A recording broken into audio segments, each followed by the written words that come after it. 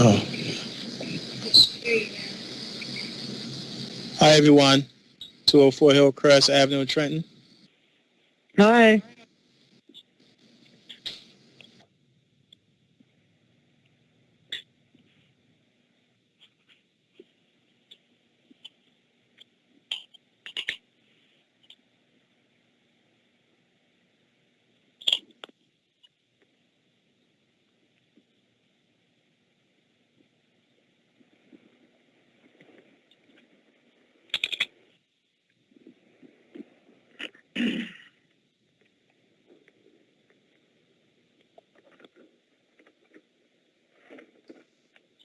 Hello, everyone. This is Chester Jones from the TMA Center. Just checking my mic.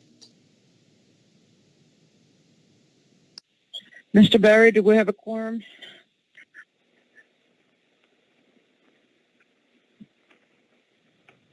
Mr. Barry, do we have a quorum?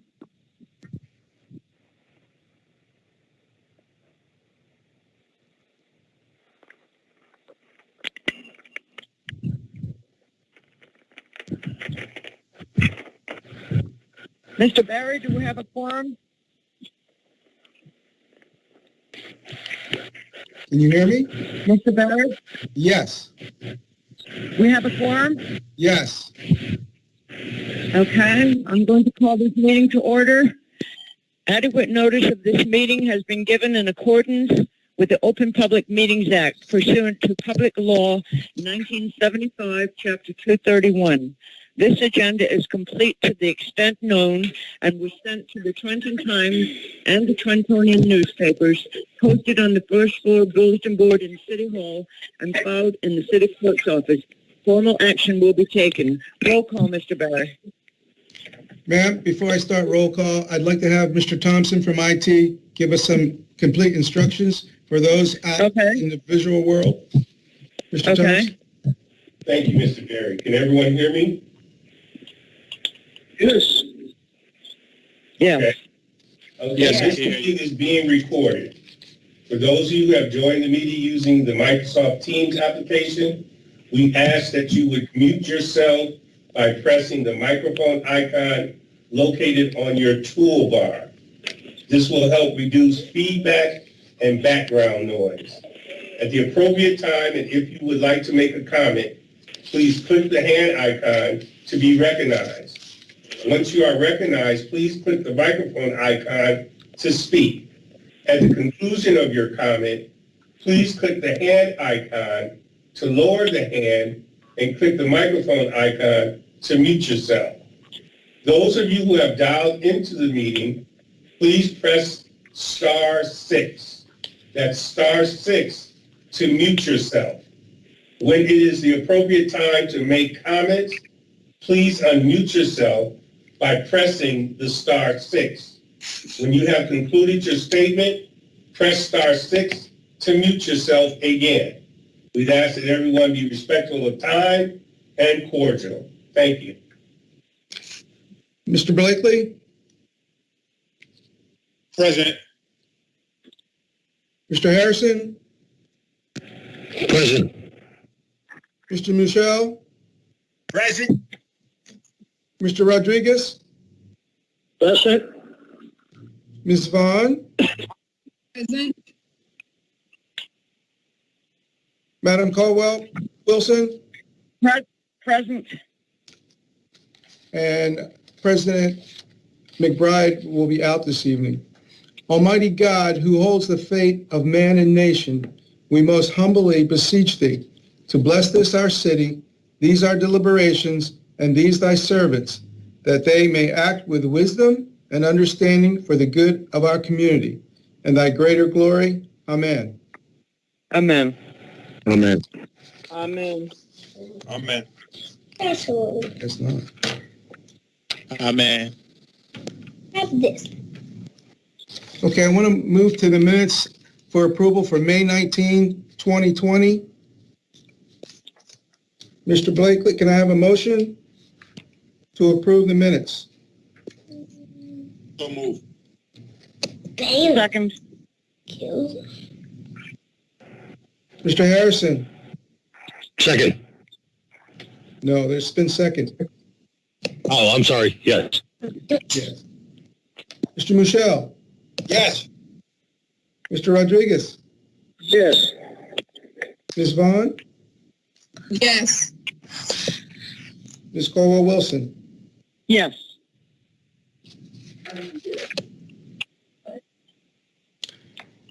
Communications and petitions have been received by the clerk's office. I didn't vote on that last, Long time. Mr. Blakely? you didn't call me in a roll call for that last vote. You have to call everyone. I'm sorry. Mr. Blakely? Yes. I can just take this guy out. Is this? Someone needs to mute themselves, Someone- Mr. Someone is Sharing screen. sharing a screen.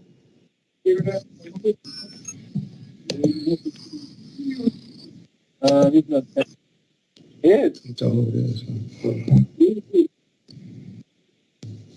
Okay, thank you. The person screen sharing is Edmund Johnson. Mr. Johnson, can you stop sharing your screen, please?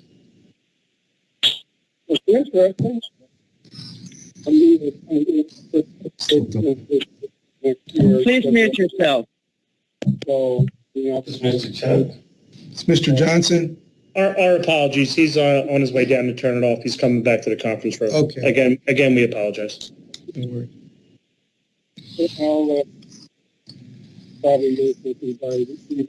Mr. Barry, someone I'm gonna keeps move muting forward. me. Pardon me? Someone keeps muting me. Okay, we got you now. Communications and reports. Can I have a motion to accept? So moved. Yeah, I won. Second. I won. The copad. 1, 2, First by come. Ms. Caldwell-Wilson, second by Ms. Vaughn. Mr. Blakely? Yes. Mr. Harrison? Yes. Mr. Rodriguez? I'm sorry, Mr. Michelle? Yes. Mr. Rodriguez? Okay. Mr. Rodriguez? Yes. Ms. Vaughn? Yes. Ms. Caldwell-Wilson? Yes. Someone still needs to mute themselves. I'm trying to find it. It's, whoever it is, 3, 4, they're stopped. The last number, 34, of the phone number, 4221. 4221. Please mute No, yourself. that's mine. That's my number. Okay. It was 422. Oh, that's okay. Yeah, okay. Okay, we don't have any ordinances for second reading and public hearing. So we're going to go into resolutions. Can we go through the list of roll calls? Yes, I'm getting ready to do that right now. I actually want, Councilwoman, do you want to explain, Mr. Barry, what you're going to do? yeah, I'd like to go into the different departments, and if you would give me what you want roll called at that time, I will make notation instead of trying to go through the whole list, which I know. Agreed. That's fine. Okay, thank you. Under the clerk's office, I know that there's one roll call, which you don't have. It's 2431. 2431. And that is a resolution appointing Matthew Conlon as the city clerk of the city of Trenton.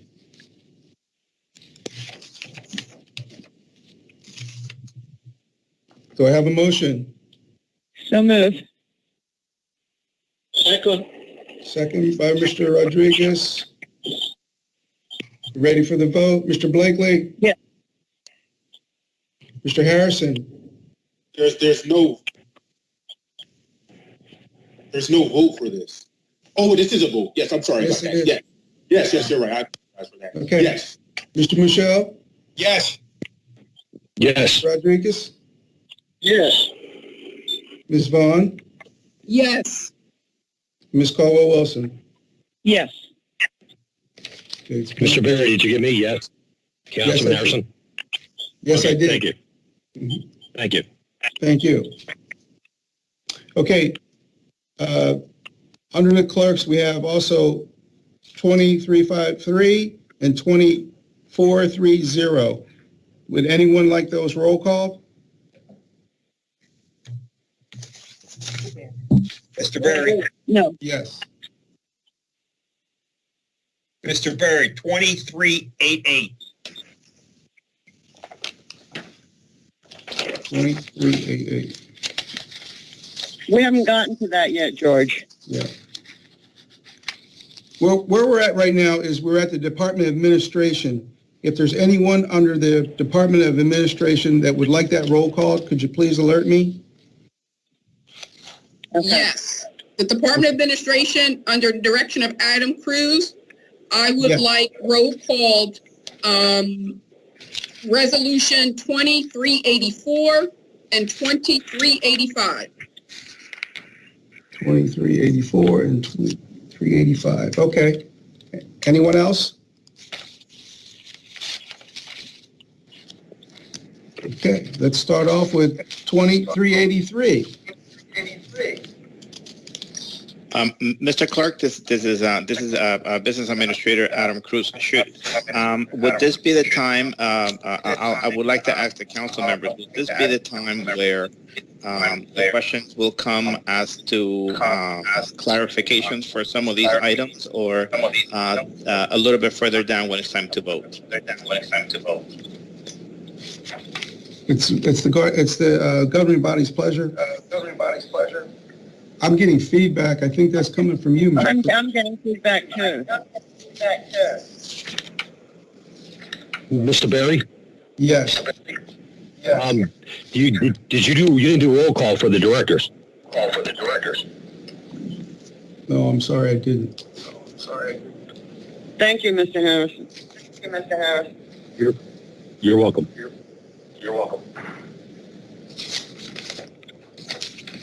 Mr. Cruz?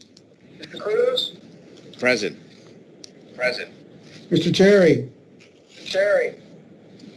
Present. Mr. Manelli? Sally Samuel for John Manelli from the Law Department. I'm sorry, that was for... It's Sally Samuel for John Manelli on behalf of the Law Department. Morelli. Why isn't Mr. Morelli here?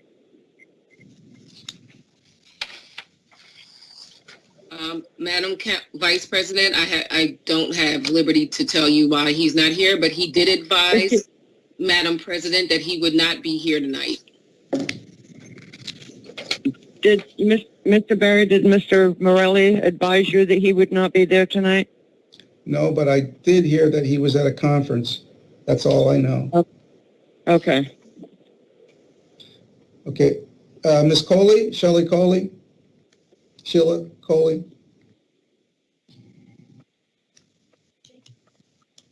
Mr. Clerk, she advised me that she's having technical difficulties logging on at this time. She's still trying. Okay. Derek Sawyer? Derek Sawyer is present. Derek Sawyer. Benjamin Delisle? Present. Shakir Abdul Ali? Present. Wally Anteri?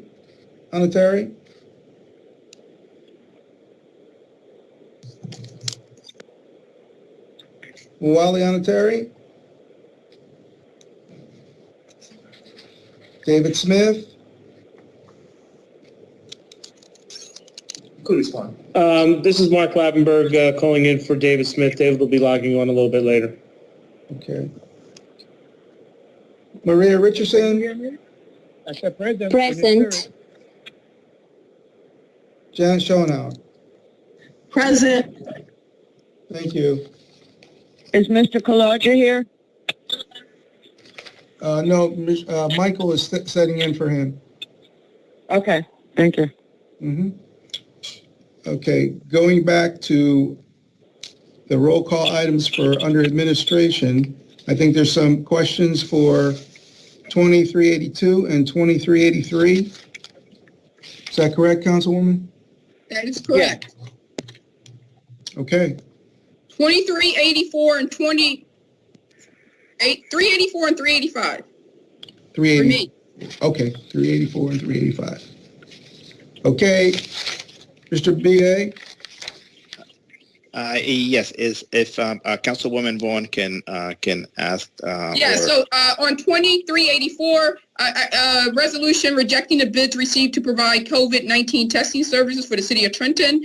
I wanted to understand, why are we rejecting these bids when we were trying to get up I thought there was a strategy to get a robust testing facility for the residents of the city of Trenton, because right now at the moment we don't have any test sites in the city except for the Henry J. Austin, which has a lot of restrictions, right?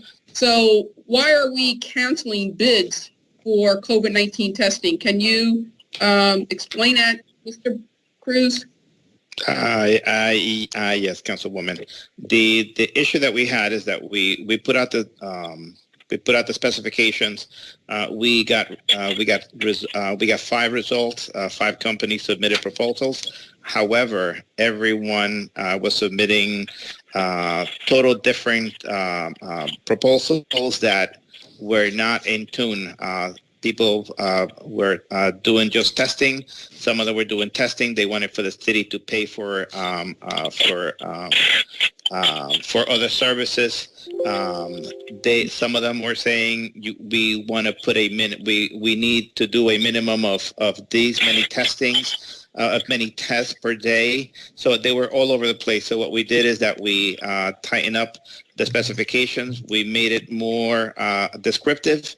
And we also added language that will allow the city to also get refunds from FEMA, because we missed in the original specification that we put out. We missed the language that we needed to put there to also get the refunds back.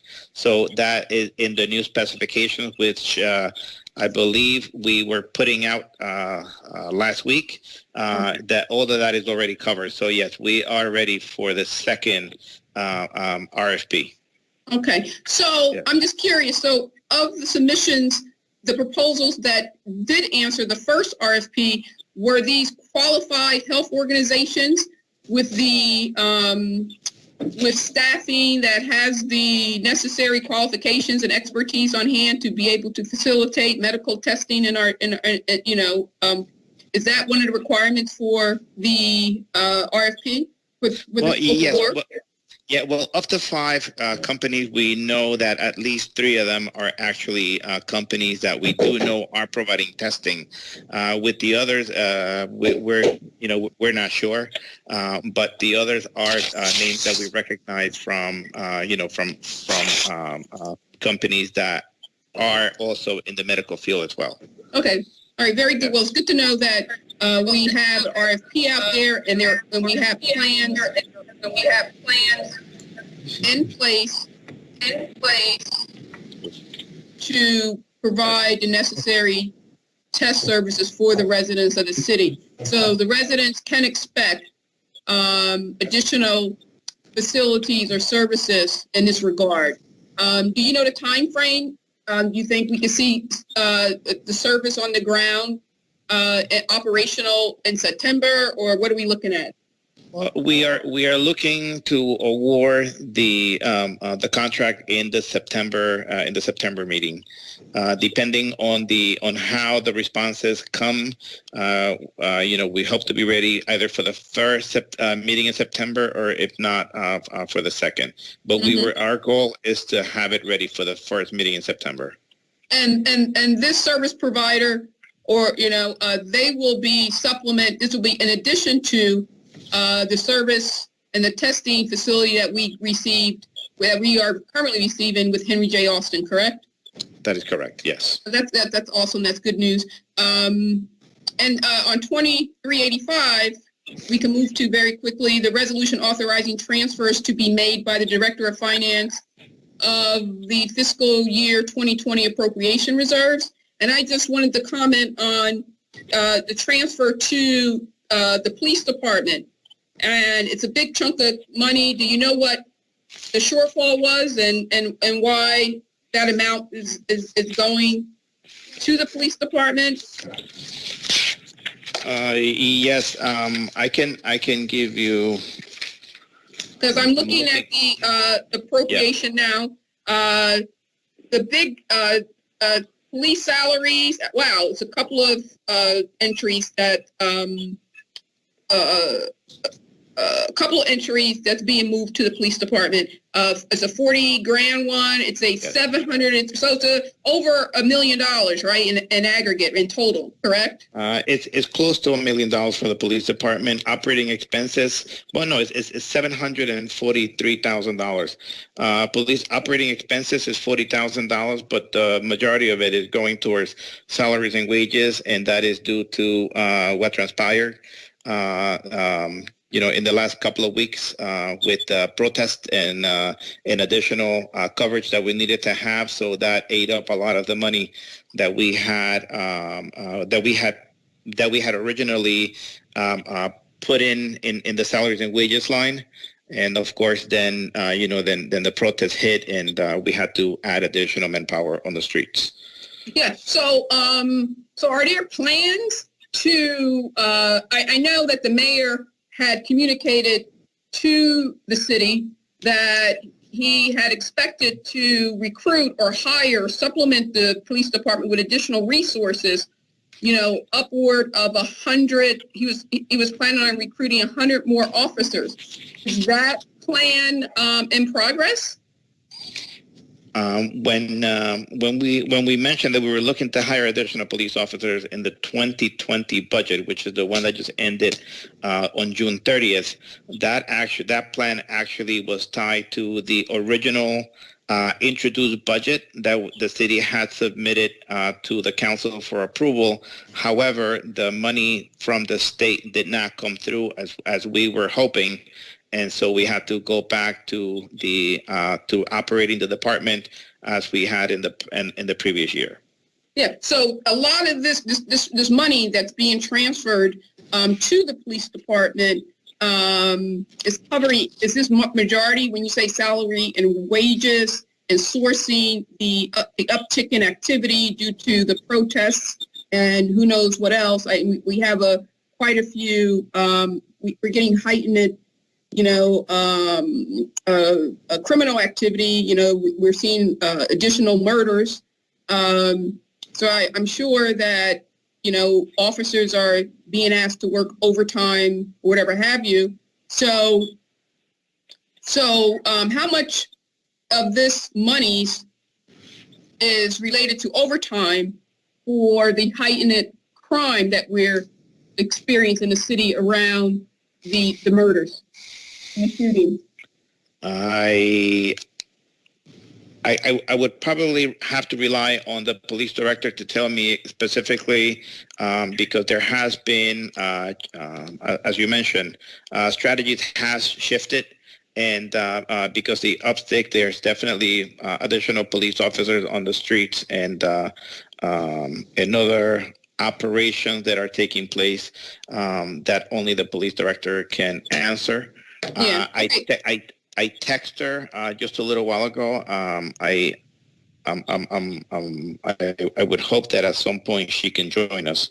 So if you give us a few minutes, perhaps. Yeah. So those are the questions. Yeah, go ahead. Councilwoman, let me ask you this, Councilwoman. We can ask Mr. Cruz that when the director comes on, you can ask that question. Okay, yes. agreed. We can move on. Thank you, Vice President. We can move on. You're welcome. Thank you. Thank you. Department of Law, governing body.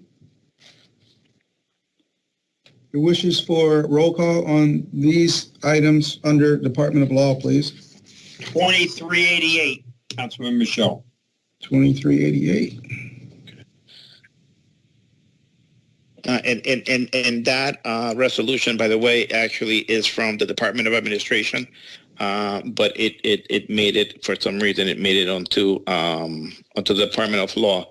There's actually several of them that belong to administration that made it under the Department of Law. Correct. The public defenders and the attorneys for the 387, 388, 389, 390, 391, 392, and 393.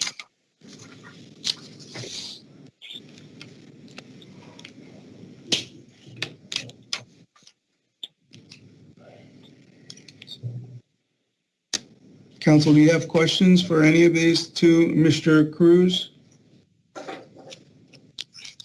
Yeah, so if you have a specific question regarding any of the contract that I mentioned, I can answer those.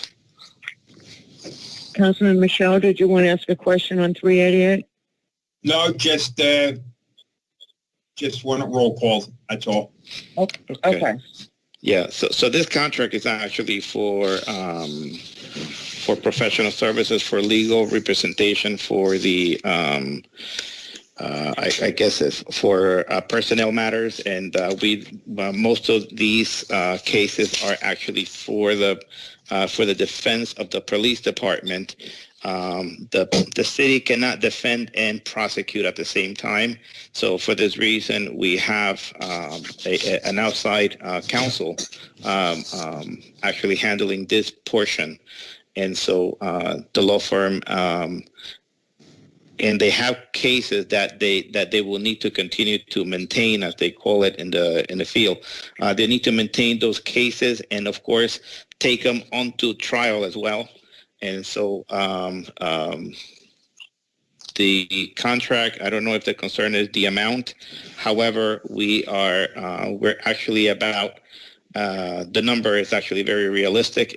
Perhaps it could be a little more, but for the last couple of years, I would say the number has stayed around that amount, if not more. So we're very confident that the number is actually it's pretty much right on the money.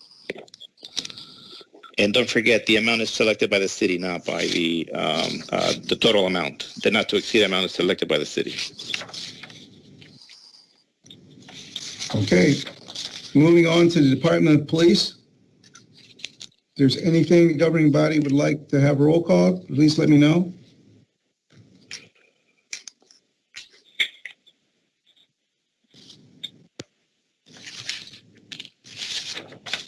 Hearing none. I'm moving to the Department of Finance.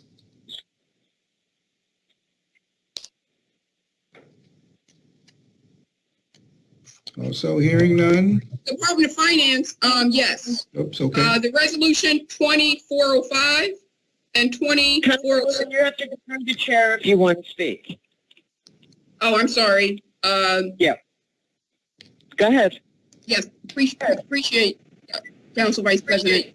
The resolution 2405 and 2407.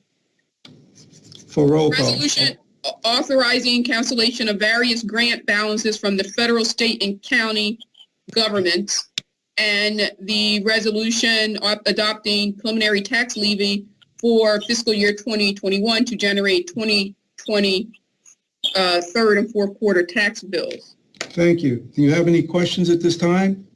Yeah, so the amount, why are we, again, cancellation, could I guess Ms. Schoenhardt, is she available, or Mr. Cruz can speak to? I'm available. Okay, why we are canceling grant balances again, and the value of those grants? I believe the backup to the resolution shows you the grants that are canceling, and they have all expired, and they expired, so you can't, whatever was left over has to be canceled. And this is done on a regular basis. As grants expire, whatever's left over has to be canceled by resolution. Yeah, so I'm just looking at the amounts, and of course, our city, we're all strapped for cash, and we're always looking for funding, right, for different programs and projects. And I just, this information is usually, should be, I know it's in the detail, but anyway, the reserve for the grant balances just says an amount of $361,607, and it was another one for $352,751. Do you know which programs or projects this was earmarked for, or which area the grant monies had come out of? It's in the detail. Yeah, Not in the resolution, but behind in the detail had a printout of what was at what the grant was and the dollar amount that it was for. Yeah, I see that. I see the numbers in the account, but so that count the count also tells you the name of the grant. Like for instance, the summer food program, right? Correct. So that was a significant amount of money, and we all know that the summer food program is in, it's in full force in effect. And why would we not have that money allocated or used? That was for the previous summer food program, so that was for the FY20 summer food program, I believe. It should say that on there if it wasn't for. And what it was is that I think they gave us this amount of like $400,000, but they only gave us money, reimbursed us for about $200,000. I'm not sure of the numbers, but the remaining amount has to be canceled. And if we spent over the amount that we received, then the amount that we received would have to be transferred over to the current fund to pick up that additional expenses. And that's what usually happens with the summer food program, because we spend more money than what we should, than what the grant gives us back. Okay. So and the other one, it says Urban Blight Reduction Program. That was another big nut that we kind of a missed opportunity, correct? No, this is what we did. This is for the demolitions where we were given $11.5 million from Chris Christie back in 17. And we've been doing little grants. Each year we've been doing little grants for demolitions, and within that project we have to estimate how much the project would cost. And in FY19, I think we estimated the project to be $550,000, but we only spent out of that for this project demolition group of houses, we only spent $480,000, and that's what we received. So then I then have to the difference between the 55 and the 480, I then have to cancel. Not that the money is going away, because we still have $11.5 million minus the 480, and then that's when we do another grant, which we did last year of $2.8 million that we intend to demolish and have a company help us with the accounting of that, doing the demolitions. So every year we're making it a grant, but if we don't spend we estimate how much we think we're going to spend that year. But if it comes in lower and we don't do it, then we just cancel the remaining balance, and then we move forward and move it into a following year. Okay, I got it. Okay. Thanks for that.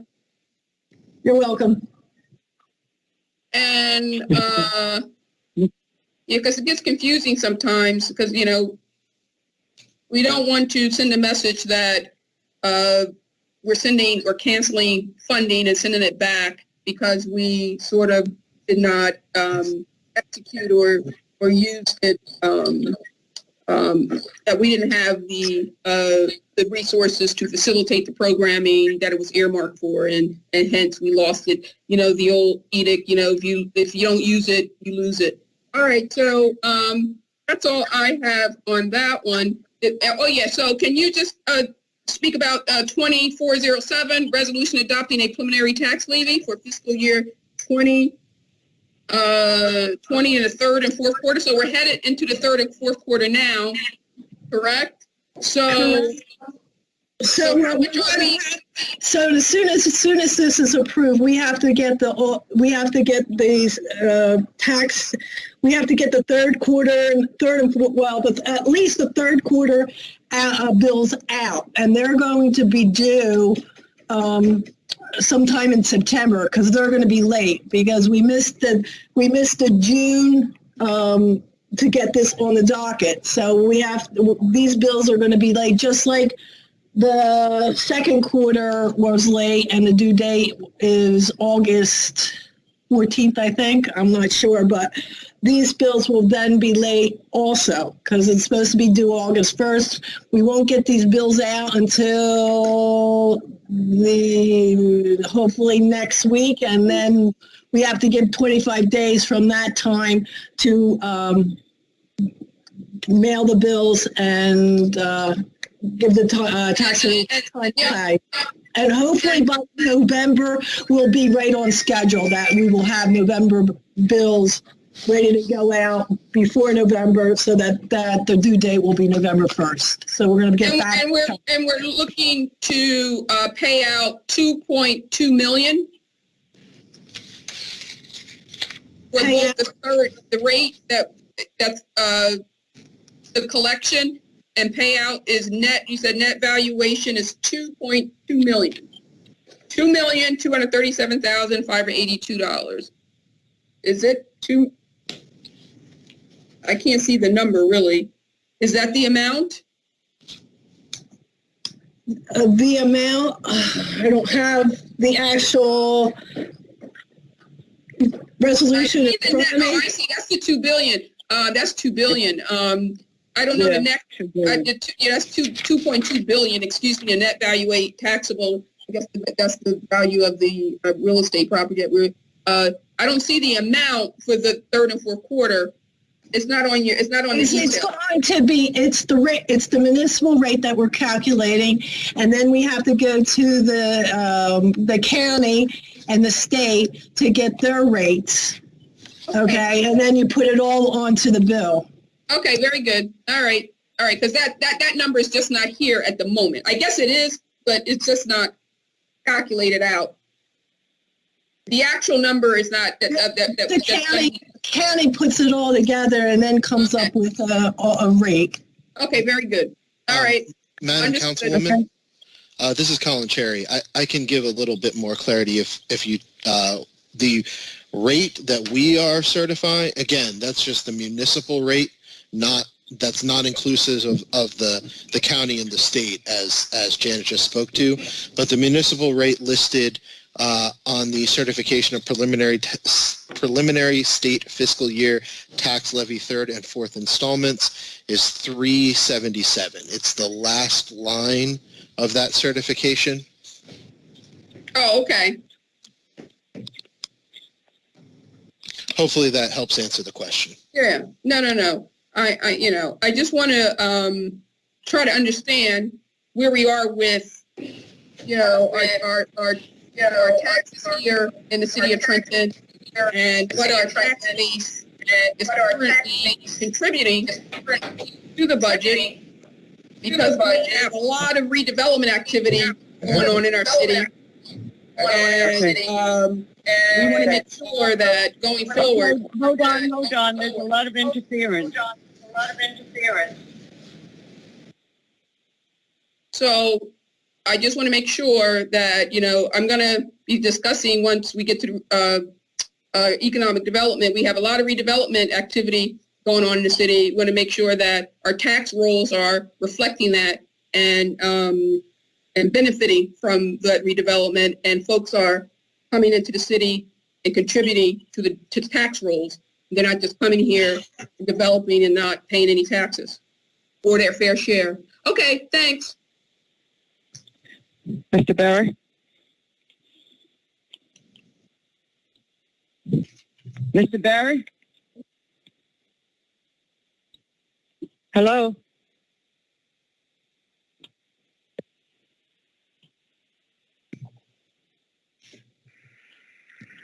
Hello? Yes, now we can hear you. Okay. Department of Health and Human Services 2408 has been pulled by the Department of Health. So we're going to move to the Department of Housing and Economic Development. Questions? Roll call? Yes. 2409 and 2412. And 2412. Okay. Roll call questions? Okay. Roll call questions. Mr. Delisle?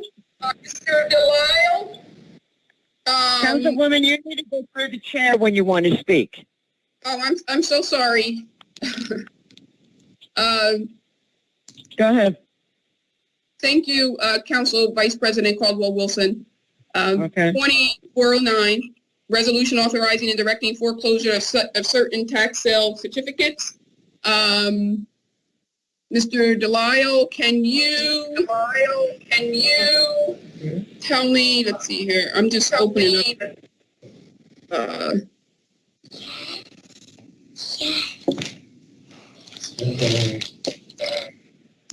So the foreclosures that we're looking at. Somebody's got a mic open or something. $199,524. Is that an aggregate? Is that a couple of properties or is that one property? One property. That's the full redemption amount. Okay. All right. And what, I don't see the address or the area of town this is in. This is for the hotel on Lafayette. Excuse me? So the hotel, the hotel Lafayette Yard has been now acquired by the city? No, it has not. This is to authorize the city to begin a tax foreclosure on the property.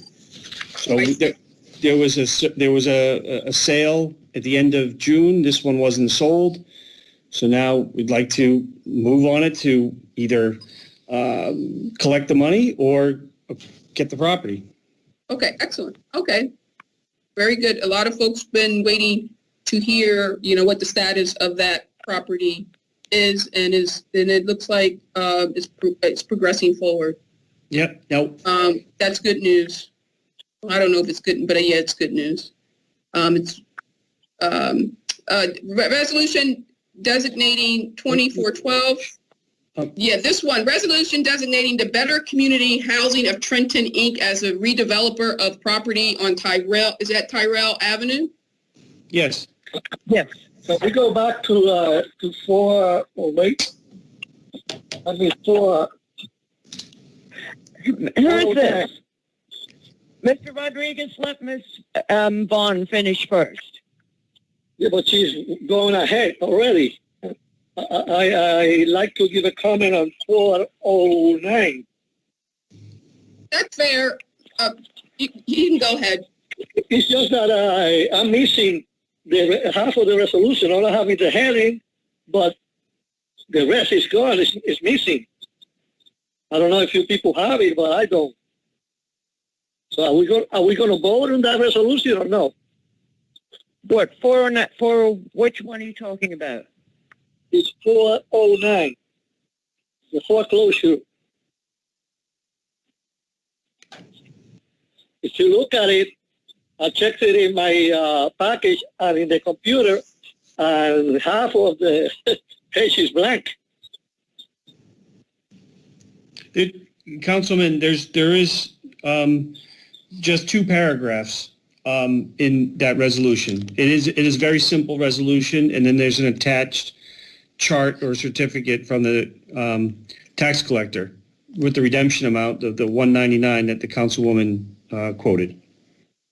Yeah, but the bottom part for the vote is missing. At least in my package. No, Councilman, it is a very short resolution, and the bottom half of the page is blank. Yes. That's So we are not going to vote on it.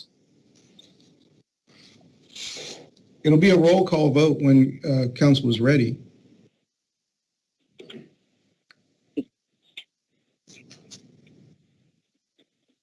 Where is the rest of the resolution? The bottom part. That's all. You mean the Yeah, where you have how we vote and stuff, you know, the bottom. Yeah, that's not attached, Mr. Barry. Yeah, I see I see it now. But that Do is, you have the attachment? You can read it out, Mr. Barry?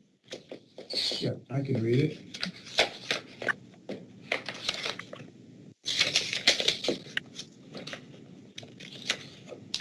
Foreclosure Act. Now therefore be it resolved by the City Council of the City of Trenton in the County of Mercer, State of New Jersey, that the pursuant NJSA 54:5-104.29 ET-SEQ certain tax summary proceedings and the REM in personam provided in the said act aforementioned the list of said lands and premises against which such proceedings shall be instituted, being annexed hereto and made a part hereof, and dominated foreclosures. See attachment Exhibit A, and further, it be further resolved that Goldberg, Mackler, Sy, Mintz, Pfeiffer, Bonneke, and Gill, attorneys at law, is hereby authorized to take all necessary action, including lesser and interim procedures toward collection of the outstanding tax arrears as he shall deem prudent. So what, is there anything on the second page with the boat count? Stand by.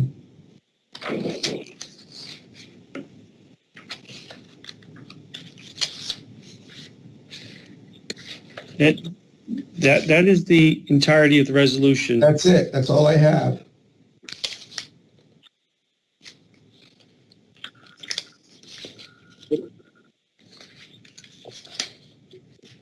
So you don't have a section there, Mr. Barry, where you mark the No, I vote? don't.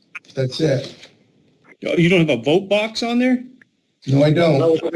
Mr. Barry, this is Adam Cruz. Mr. Cruz, you also have to go through the chair if you want to talk. Yeah, that is correct, Madam Vice President. My apologies. Madam Vice President, if I may, I say something regarding this resolution. Sure. Yes, and I apologize again. Resolution 409 was sent, the first draft of, it was not a draft, the resolution was sent down to the clerk's office, the first one, and it did not have the voting block on the bottom. We then went and submitted a second resolution with the voting block on the bottom, but it appears that the clerk, someone at the clerk's office did not see that change, and they kept the old copy in there. But there should be one with the voting block on it. And it was sent probably within an hour of the other one. Thank you, Madam President. Okay, thank you. I'll search through the stuff here. Okay, let's move on. Yeah. 2412, this resolution designating as redeveloper the Better Community Housing of Trenton. Now, this is the first time I'm seeing this this proposal. And I'm familiar with the Better Community Housing of Trenton, as we all are. And I'm not really happy with them, particularly with how they maintain some of the properties in my ward here in the West Ward. So I just want to know, how do we come about with, what is the deal structure on these properties? I don't see the plans of what they're going to look like. Are they going to go with the aesthetic of the neighborhood? what the pilot is going to be, if any? I don't know. Mr. Delisle, do we have that information? So one of these is a rehab of an existing house. So there wouldn't be renderings there. There's also proposed construction of new duplexes, 2 of them. We do not have renderings for that. We certainly would and will when it gets to site plan review with the planning board. This is to designate them. We have not negotiated a redevelopment agreement yet, so some of those details and the schedule would be in that redevelopment agreement that, as you know, we would come back to council for authorization to execute. They have not asked for a pilot at this point. This is for low-income housing. Okay, so low-income housing, and all their properties to date have been low-income housing, correct? Yes, that is the development space that they work in. But redevelopment property in this particular area, that deems to be prime, and you're looking for that space to be developed above beyond what it is today. So when these developers come in and they collect public funds that supplement their efforts and their projects, we expect that monies to be invested in a way that it enhances the area to overcome the current condition of it, not keep it at the same economic status. So when are we going to turn the corner on this, Mr. Delisle? As a city, as a strategy, how are we going to move forward and get redevelopers? And I mean, I personally don't want to assign them as redeveloper because they have proven not to be progressive, and they are continuing to apply and implement and install the same antiquated, old school, low income model that does not enhance the neighborhood or the economic status of that neighborhood for the long term. And it has no value in our redevelopment zone of continuing developing low-income housing, not to mention their poor community partners, because here in the West Ward, they own the property at Maple and Holman Avenue that has a lot full of trash. I have, and many of our residents have contacted and met with, the woman's name is the director, Perlene Waters, and they don't even clean up their property. So I don't understand why we are choosing to do business with these people or this organization. And I just want to understand the strategy, because I'm really not supporting developers, and willing, as part of this council, as part of being, the council also serves as the redevelopment authority of the city of Trenton. And I'm not interested in partnering with developers who want to continue this type of housing model and not building our redevelopment zones for the long term, above and beyond what it is today. Redevelopment zones are not to reinforce poverty. We're supposed to be building homes and transitioning folks into homeowners, market rate housing, and etc. So I don't get this proposal here. I don't know about the rest of my council members, but I'm not happy with this at all, and I will not be supporting it. So, Councilwoman, I just want to make sure I understand. Mr. Delisle? Oh, sorry. Go ahead. We're going to move on. Okay. We're going to move on. I'm sure there are people from the community block, the housing, better community housing, that will speak at public comment. Miss Council Vice President? Yes. I would like to hear what Mr. Delisle has to say regarding for me to, decide which way I'm going to decide. So I'd like to hear what he has to say. Okay. Thank you. Thank you, Councilman. I don't want to get into, I think, a big back and forth with this right now. And I think, as the Council Vice President said, there should be members from the community and from the developer organization to speak on their behalf. I do think that affordable housing is important to build in the city. I think the rehab of existing houses is important to do in the city. They do have a program for home ownership, although it is for lower income folks, but it is for home ownership. And I think that there is a lot of work that we can do, and any development that we do is positive in moving the city forward at this time. And, we're talking about rehabbing existing houses or some infill of some smaller units. So I think it'll be difficult to attract. I think what the councilwoman was referring to is, market rate housing. When we still have so much blight and so much instability in many of our neighborhoods. And this is a way to start to achieve that. They haven't asked for any subsidies from us in terms of public dollars. It's just a transfer of the property at this time. And I'm certainly happy to share with the councilwoman the redevelopment agreement once it's negotiated. Again, this is the start of the process to introduce it to you and to be designated and give us a time period to negotiate an agreement that we would then bring back to council.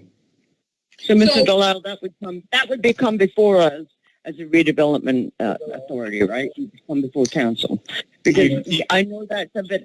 I'm very familiar with that area, and I'm very familiar with the struggles of the people who keep their homes good, and these properties are an eyesore. So they're very happy to see that someone is coming in and is going to work on them and rehab them. That I know. Mm-hmm. Yeah. Thank you. Madam President? So I think we need to move on. Yeah. If I just like to say a word on this project. Go ahead, Mr. Councilman. Yes, I had the opportunity of, I was given a tour of that project, the houses, I saw them. What's going to, also, these are going to be, this project at least, is going to be, they're going to sell those properties at a low price, and it's going to include sweat equity, everything on it. So it's going to be for homeowners, low-income homeowners. Yes. Yes. Thank you, Councilman. Mr. Barry? Council Vice President, Recreation. Before we move on. Oh, move on. Department of Recreation. Yes, 2415 and 2416. I'm sorry, Council Vice President Caldwell Wilson, may I? Yes, go ahead, Councilwoman. Roll call 2415 and 2416. Okay. Any further? Madam Vice President? Yes, yes, Councilman. I understand there was a resolution named 20-411. It's not in the package, but I believe that was another resolution. Is that going to be discussed today? If it's not on the docket, it was probably pulled. I'm not sure. Let me see. See if I have it. I believe 411 was Councilman 411 was pulled. Okay, thank you. Hey, Madam Vice President. Ms. Richardson, 2415. Yes. Okay, one second, I lost my place for a second here. Early in the week, we talked about, I engaged the Chief of Staff, Yoshi Manali, in the Mayor's office. One of our constituents here in the West Ward has some concerns about dead trees. And of course, on top of the storm that we've seen, over the past couple of days, and the damage and all the falling of trees around the community, can you speak on this resolution and how this funding that you're receiving from the DEP will will be able to contribute and help us be able to manage the tree inventory or remove certain dead trees? Yes. Mhm. Yes, absolutely. My pleasure. This accepting this money from DEP and a matching fund will allow us to conduct a partial inventory of the city trees, particularly the ash trees, which are the ones being affected by the emerald ash borer.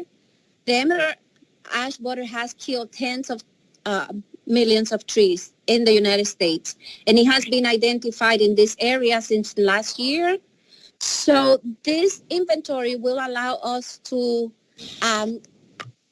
identify the locations of the ash trees in the city. The city has never conducted a complete inventory in the city.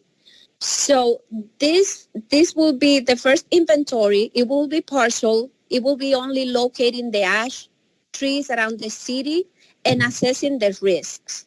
The trees that are dead are scheduled to be removed immediately we complete the inventory.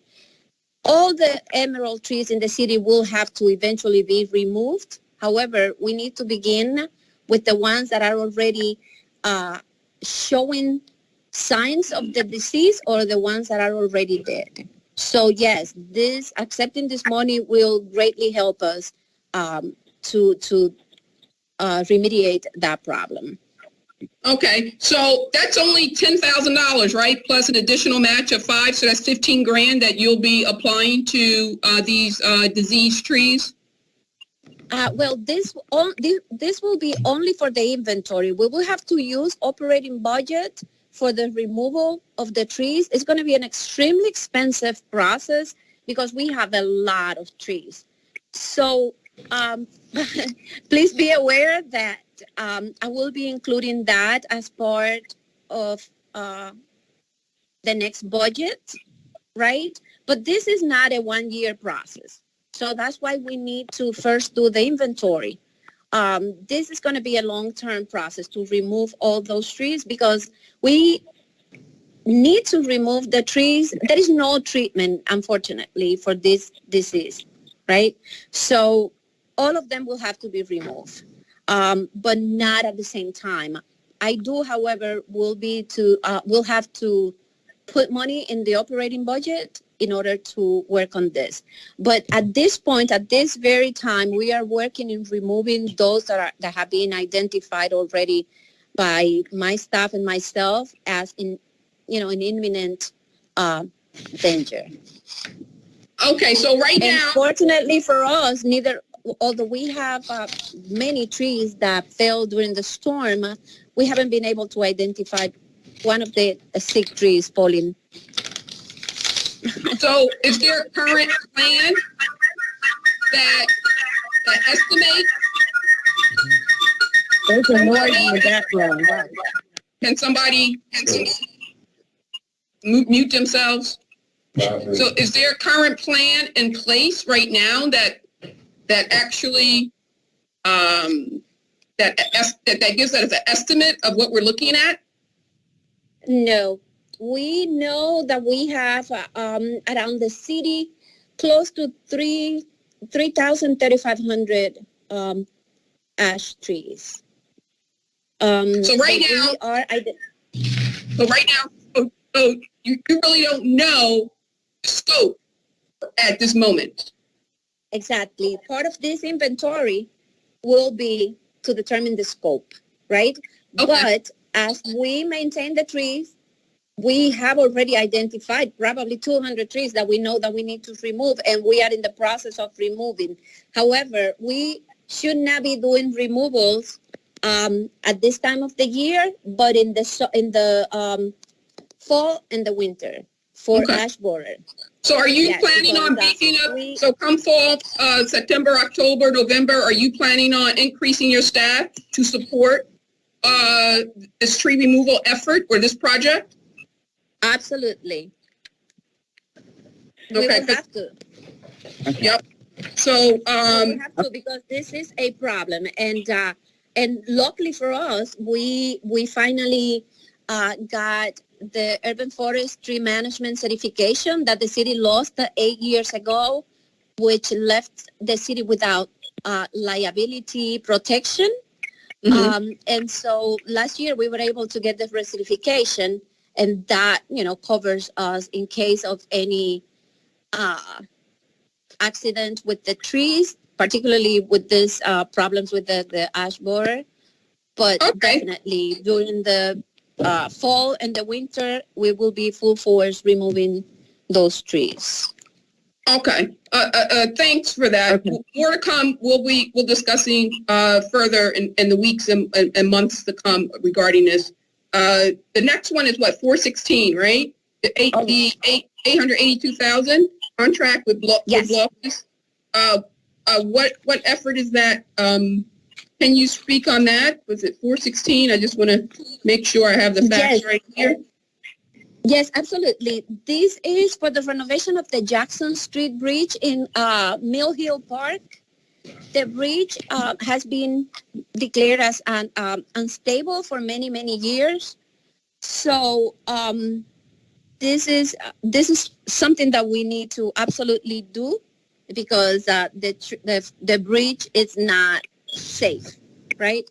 So we will be using money that the city was granted for this same purpose in the year 2008.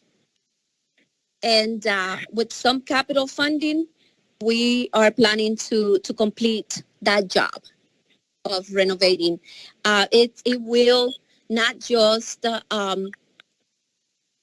remove the danger of having an unstable bridge in the middle of the city, but it will also reinstate the historic importance of that bridge.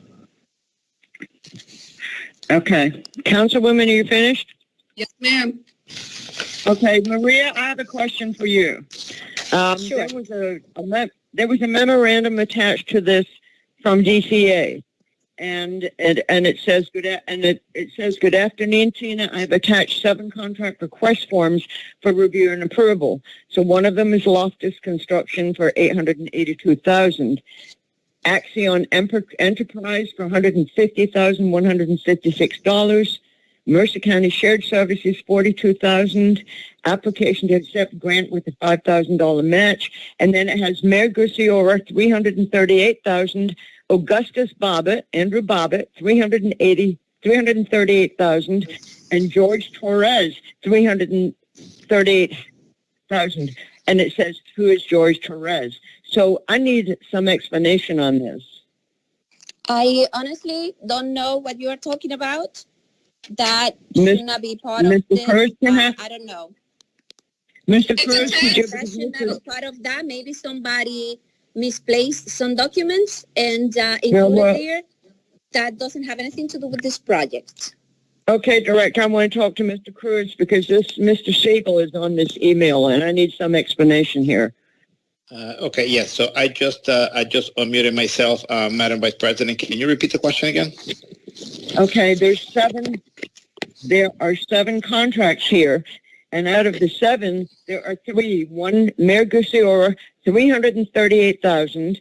Augustus Bobbitt, $338,000, and then Jorge Torres, $338,000, and it says, who is George Torres? So I don't understand what this is for. Okay, so Madam Vice President, it sounds to me like the waiver for the League of Municipalities, and I believe it's probably for the hotel stay, but it's not 338,000. I think it's 330 something. Oh, Yes, okay. But I don't. Yeah, but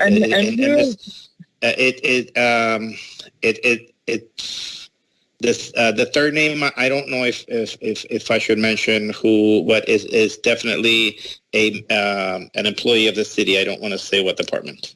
I can tell you off the record. I'm not sure that we can discuss this. Yeah. Okay. All right. Yes. We'll talk later. But it's a member. But it is a member of. It's a city employee. Okay. And that was also for the League of Municipalities, right? That is correct. There's no number next to it. Yeah. No, yeah, and it's not in thousands. It's actually $300 and dollars. It's $338, $336. Yes. Okay. And I believe it's for the hotel. Yes. Okay. Yes. Okay. Thank you.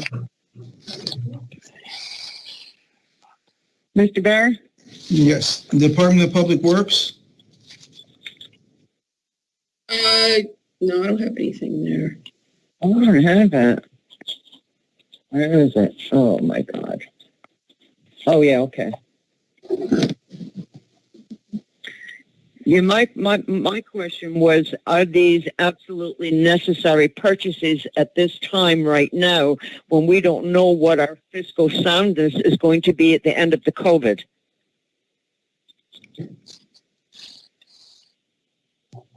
Can someone answer that question? Are you referring to Hello? the contract for the bridge or anything else? No, this is for Public Works. This is for what? Can you hear me? Can you hear me? I can hear you. Can you hear me? Okay, good. I'm sorry. What is that question again? So 418 and 419. And the 418, this is purchasing a wheel steer loader equipment Bobcat, and the other one is a patcher dump trailer awarded to McGrath Equipment through Middlesex Educational Service Commission.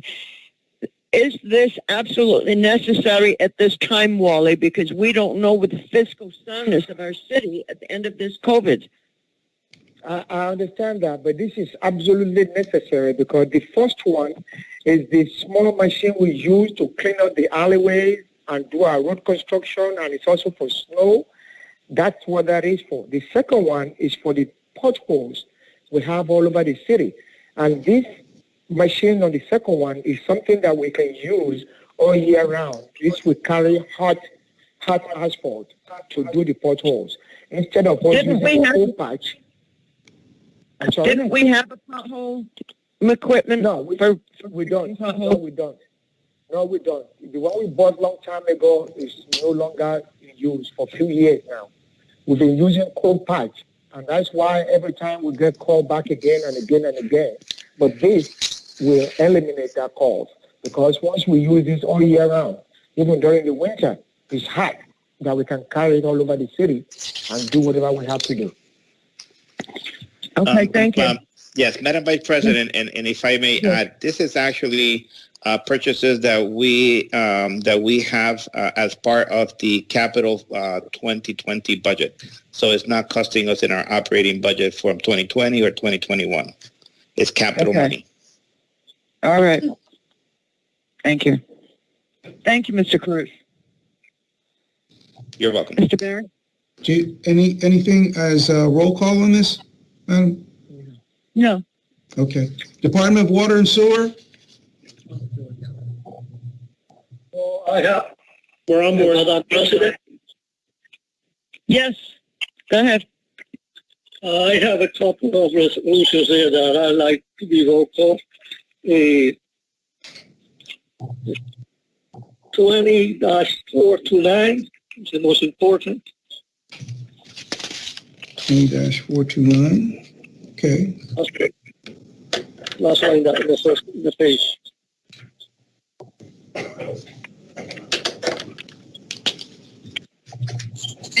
And Does someone want to speak? Does someone want any questions on this? Council Vice President, I would like a couple of resolutions roll call in the Department of Water and Sewer as well, particularly the emergency contract 2422, emergency contract testing for the Trenton Waterworks for $47,575. Which one is that? 2422. Okay. And there's another emergency contract, 2424, for $179,300.99. I want that roll called. And of course, I concur with Councilman Rodriguez on the 429. I also want 2426, the emergency contract with Waters Bugsby for $69,456.62. Okay. Could we have the Department of Water come up and address these resolutions, please? Yes, Council. This is Mark Lavenberg on board. I also have Dave Smith on standby, and I'd be happy to answer any questions you may have concerning these resolutions. So start at 422. Oh, I'm sorry, Council Vice President, I would like 2319 as well. Okay. So start there at 319. Again, thank you, Council. Let me just get my file out we'll start at 319. Okay. Any questions, please? Let's go. Okay. Just give us a quick explanation of why we should support this. Okay, so as far as 319 goes, this is a situation concerning the corrosion control project, which goes hand in hand with the lead service replacement project. As you all understand, we're under an ACO concerning this, and this is a continuation of the corrosion control program that we have in place. I would like to just say that it's been up, it's been running. Our results are extremely encouraging with what's going on. This has to do with consecutive testing of samples. So the DEP it's a fluid situation when it comes to lead service and corrosion control. And this is just additional funding for additional testing to show to the DEP and to the public the effectiveness of the corrosion control program that we have. This contract was originally in the phase one project that awarded to CDM Smith. So this is a continuation of their work. They have the data.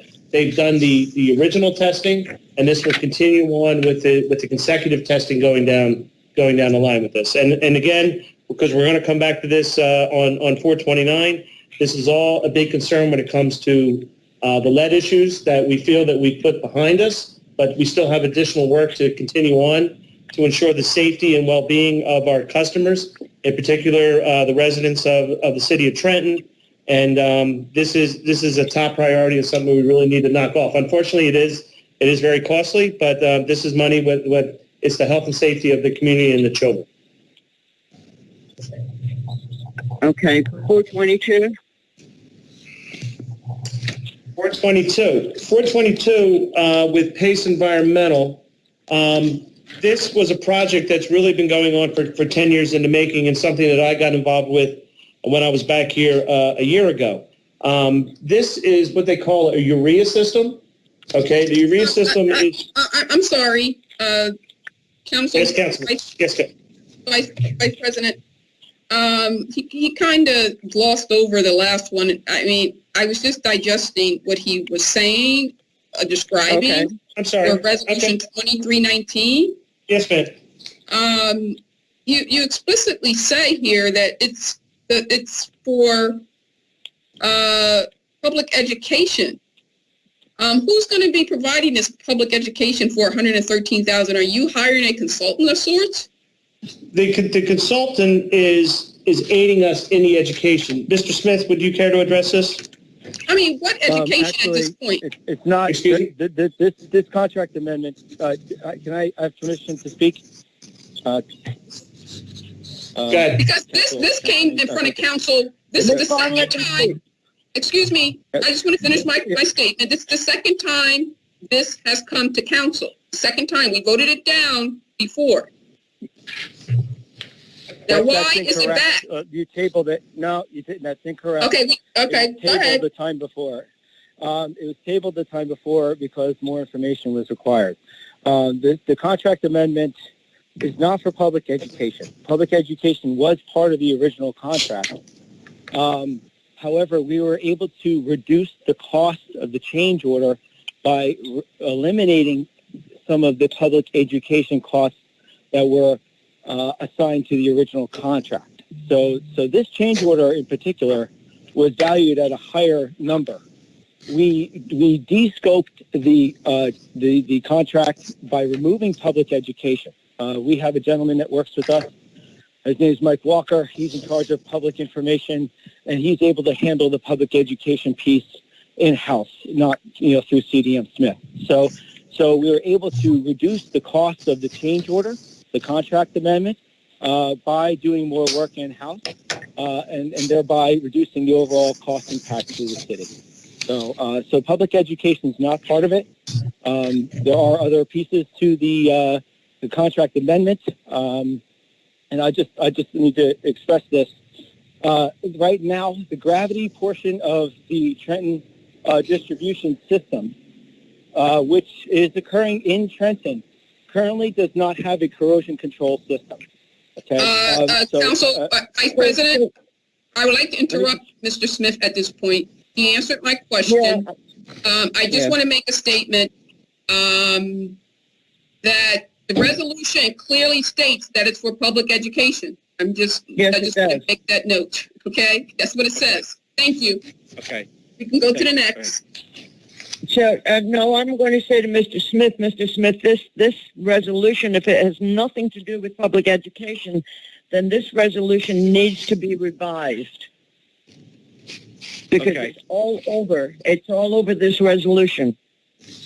Okay. So I'm suggesting the administration pull this and amend it. I concur with Council Vice President Caldwell Wilson. Mr. Cruz, whoever is responsible for pulling this, I need to hear it. Yes, Madam President, I am not sure as to the how vital, Dave. I mean, how vital is it that this document be on this docket today? I mean, can it go into the September 1st meeting? So that we can make the changes, because you just stated that this is not for public information, but it is saying that it is for it is saying that it's for public education. Mr. Cruz, is it possible for us to amend the resolution or approve it on the contingency that you need to pull it? You're not going to amend it tonight. Well, I will say that the lead contract approval is more. This is going to delay the implementation of the. Mr. Smith, you can either pull this or we can take a vote to table it. Either way, it's got to come off. It's got to be amended. I understand that. Okay. So let's amend it. Adam, I'm in support of amending it, getting it right, and getting it on the next docket. So we're going to pull it. Mr. Cruz, you're going to pull it? Yes, Madam Vice President, we're going to pull it. Thank you very much. Can I have confirmation on that, please, again? Yes, you will get an email first thing in the morning. Okay. But that is being pulled by the administration, but you can proceed to remove it from the docket tonight. And that number is? It's 20-319. Okay, just want to verify. Thank you. Pulled. Thank you.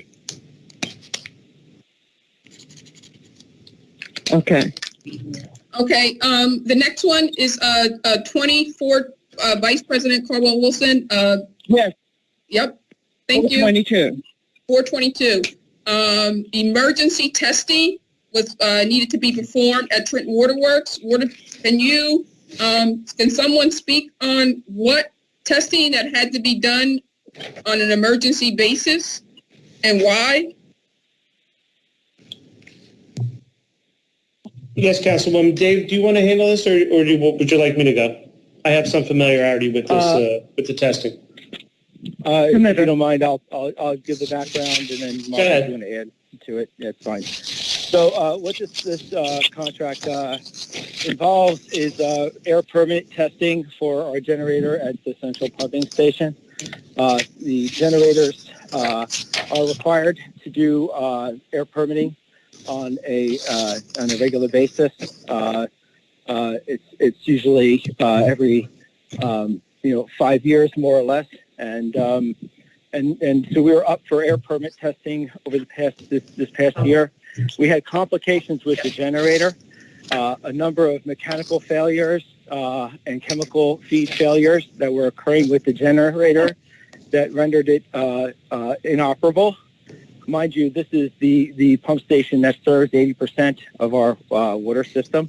So it's one of the most vital pieces of infrastructure that we operate. So we had a contract with Pace Environmental. We procured a contract with them to do the air permit testing, and they got out in June to complete the testing.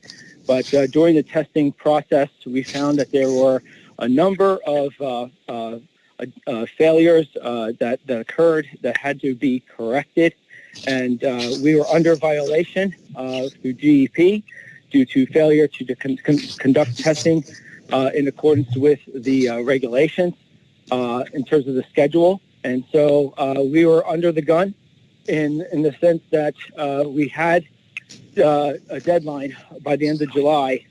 I'm sorry, it was the end of June to okay, get the testing completed. Understood. Got it. All right.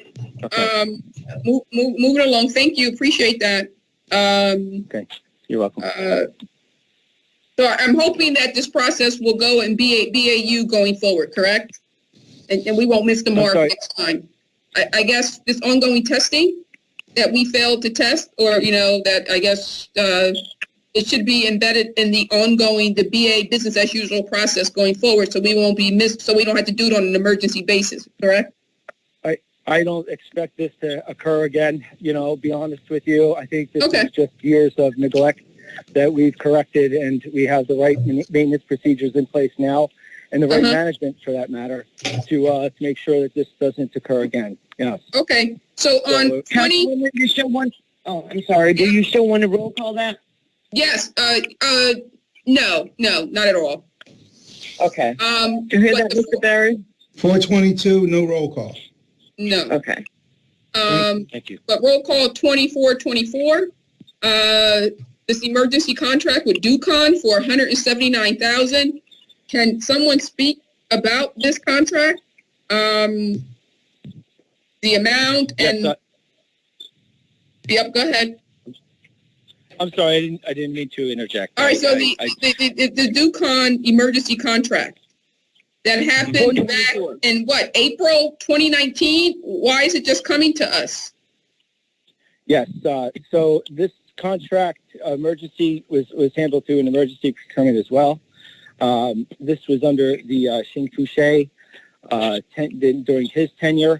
The work involved developing an above-ground system to provide adequate fire protection for a 400-unit community in Ewing Township. And a part of the work involved assembling the hydrants and operating the piping.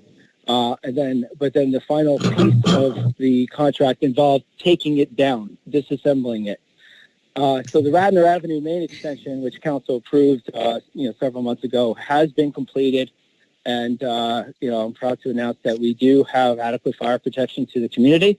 Now that we had completed the Radnor Avenue main extension, Ducon was then allowed to disassemble the hydrants that were providing fire protection. And so when they disassembled the hydrants, that was essentially, the completion of their work. And so now, we're now coming to you for the approval of the payments for the work that was completed. But how is this categorized or defined as an emergency when that is part of the installation of any fire hydrant process, right? I mean, to me, I just want to go back to our conversations that we have had with the administration and the Department of Water and Sewer leadership around what defines an emergency contract. So this appears to be part of this is activity and tasks that are part of a project of this nature, right? So why would this be deemed an emergency when on the onset of the project, this is work that any any contractor would have known that he or she would have to do. So I'm kind of concerned about the price tag because we all know that you pay a premium when a contract is categorized as an emergency. Yes, Councilwoman Vaughn, I am actually a little familiar with this because it was brought to my attention when it happened.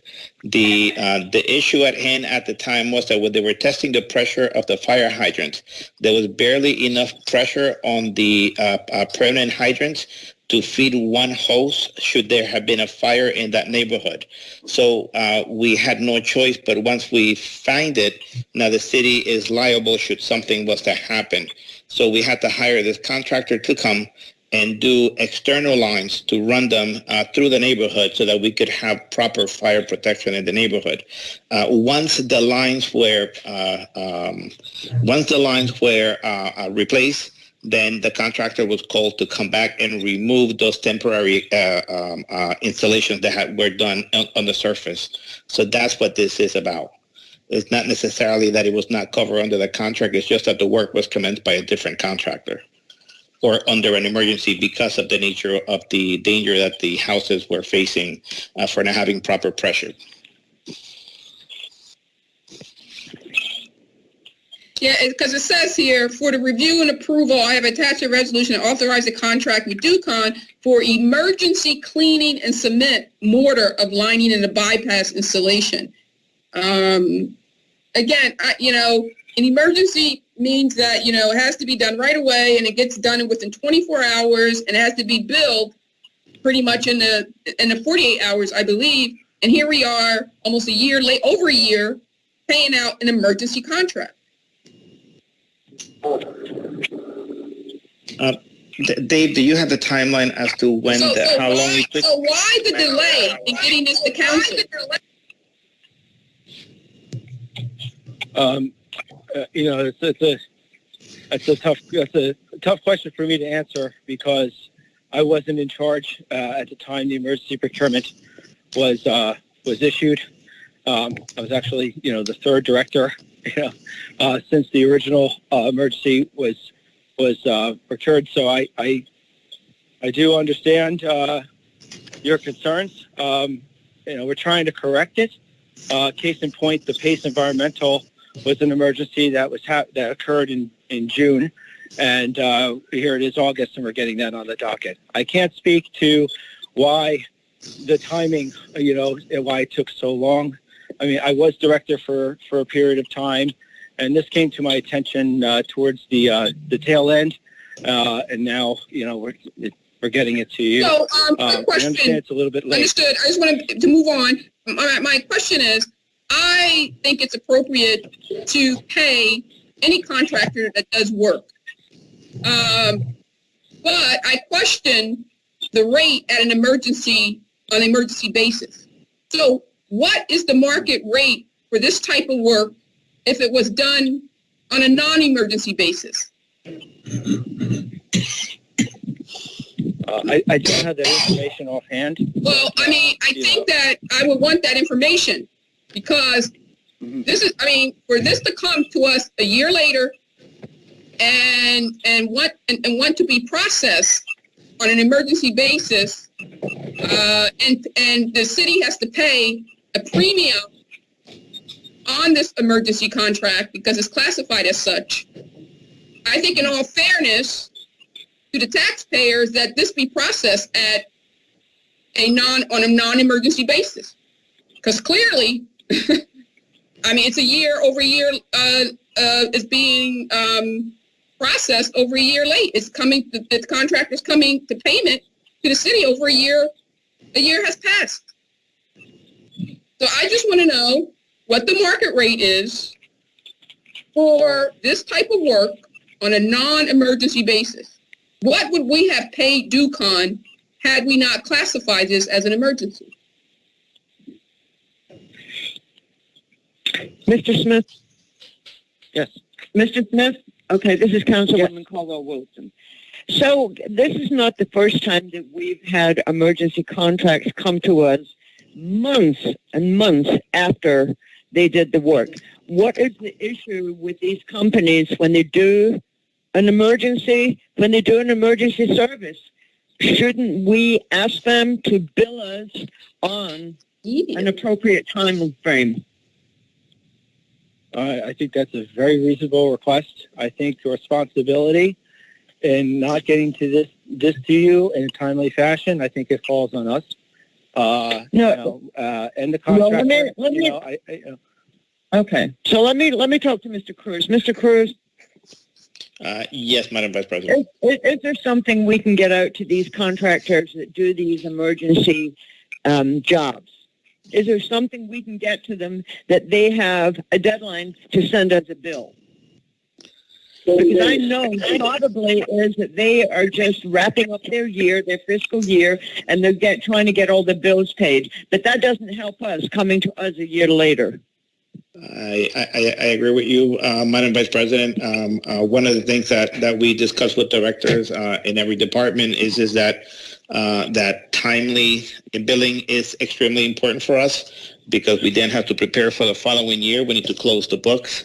And surprises like this, are never good for us. But at the end of the day, unfortunately, we are fortunate to have funding to pay for the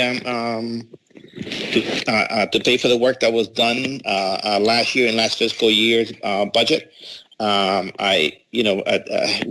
cannot say it enough.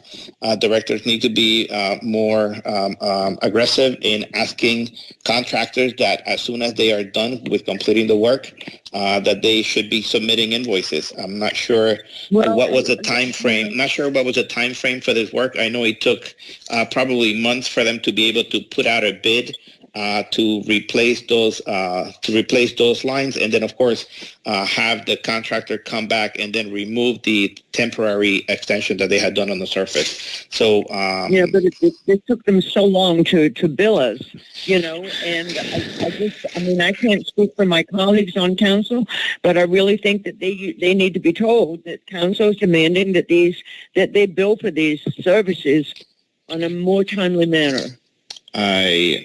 I couldn't agree more with you, Madam Vice President. Council Vice President Caldwell, I just want to add your comments.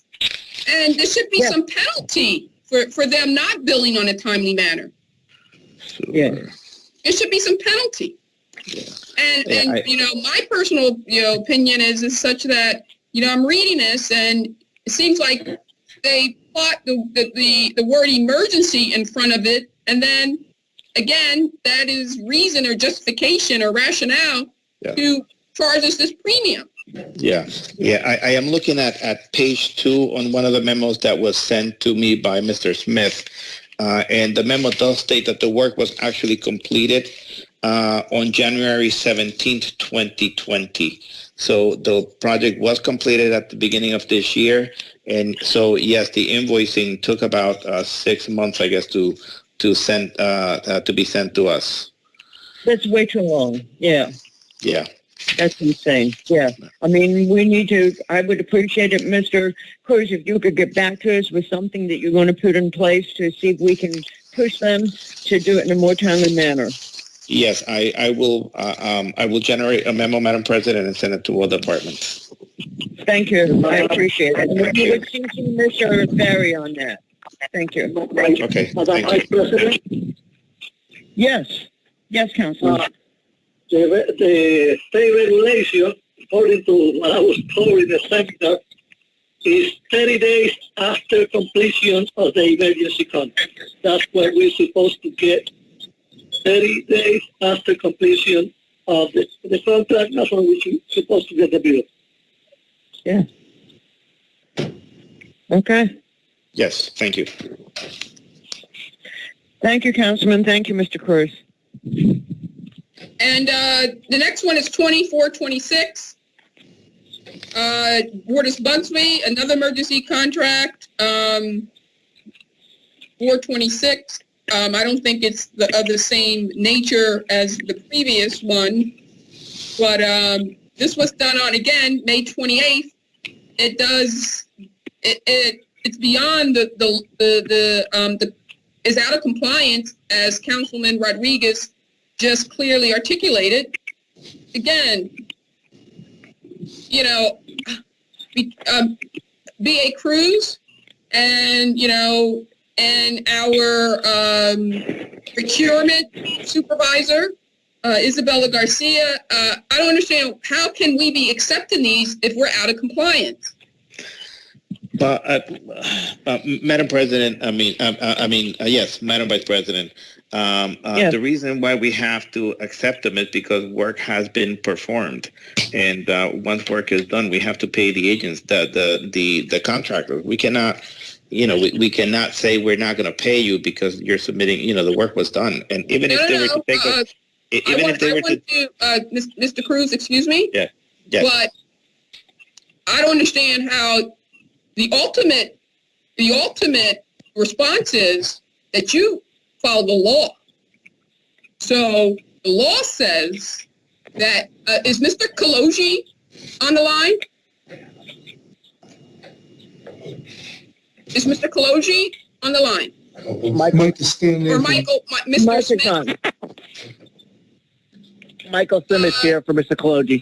If you can provide us with the contract law that supports what Santia, with Councilman Rodriguez just explained, that per contract law, emergency contracts have to be paid within 30 days. So please forward that statute to the council leadership, please, and so we can get it circulated to the council and as well as to the business administrator, so he can circulate it to his procurement staff. Councilwoman, have it sent to the clerk, and he can distribute it.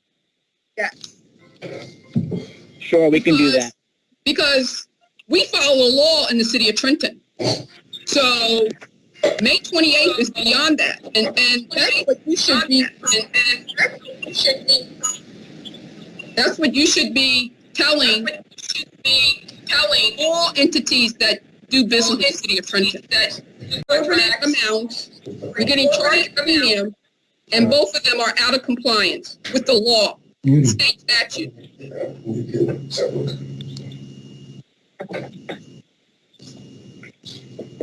Thank you. Okay. Mr. Barry? Yes, that concludes. Okay, we got 429. Yes, 429. Wow. No. Okay. We have 428 as well for $748,000. Oh, okay. I didn't have that one done. This is Councilwoman, I believe Council Vice President is Mark Laffenberg. I believe this is in regards to the ACO and work that needs to be done on the, I'm sorry, you got me out of order here for a second. 40. Yes, this is for work with the Mercerville water tank, the circulation system in there. And I believe it is also, there's work that needs to be done according to the ACO to upgrade the storage tank. The water in there needs to be circulated so we can maintain a chlorine residual and keep that chlorine residual going throughout the entire system. So any questions regarding that, I'd be happy to answer, and I also have Dave on board as well. Yes, I have a question. The total contract $748,700, but it says they're going to paint the outside, they're going to fix the fence, they are going to flush the tank, but there is $561,000 there that there's no explanation on what are they going to do with $561,000. It's just improvements, but doesn't specify anything. Dave, do you have anything to add to the work that's going on there? Well, this is Adam Cruz, and I can read a small paragraph that I have here in my record.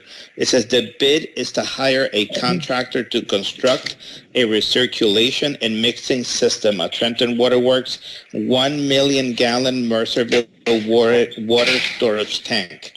Currently, chlorine concentrations in the water inside the Mercerville tank are often too low to ensure adequate disinfection. The upgrades in this bid are needed for decrease of age of the water in the tank, which will increase the concentration of chlorine in the water. So that's what that's for. So it's to construct a recirculation and mixing system for the 1 million gallon tank. I wasn't including the paper where I got.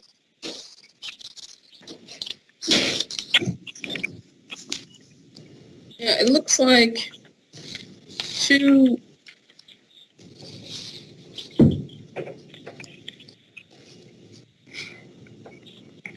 Any more questions on this? Nope.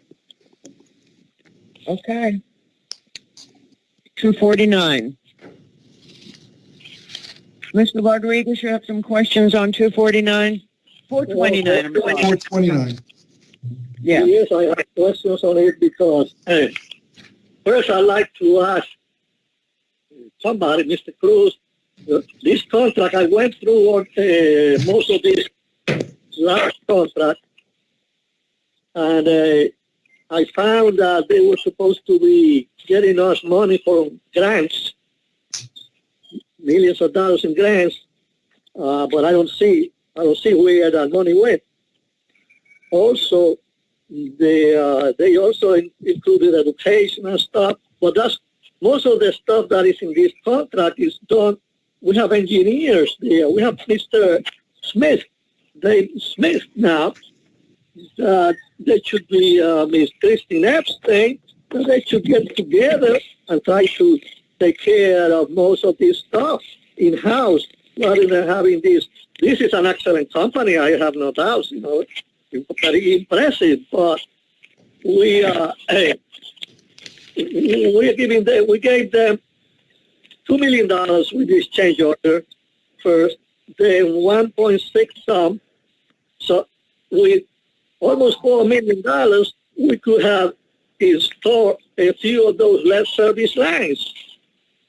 They say they supervise, they do all that, but don't the contractor have supervision? Don't the contractor have an engineer?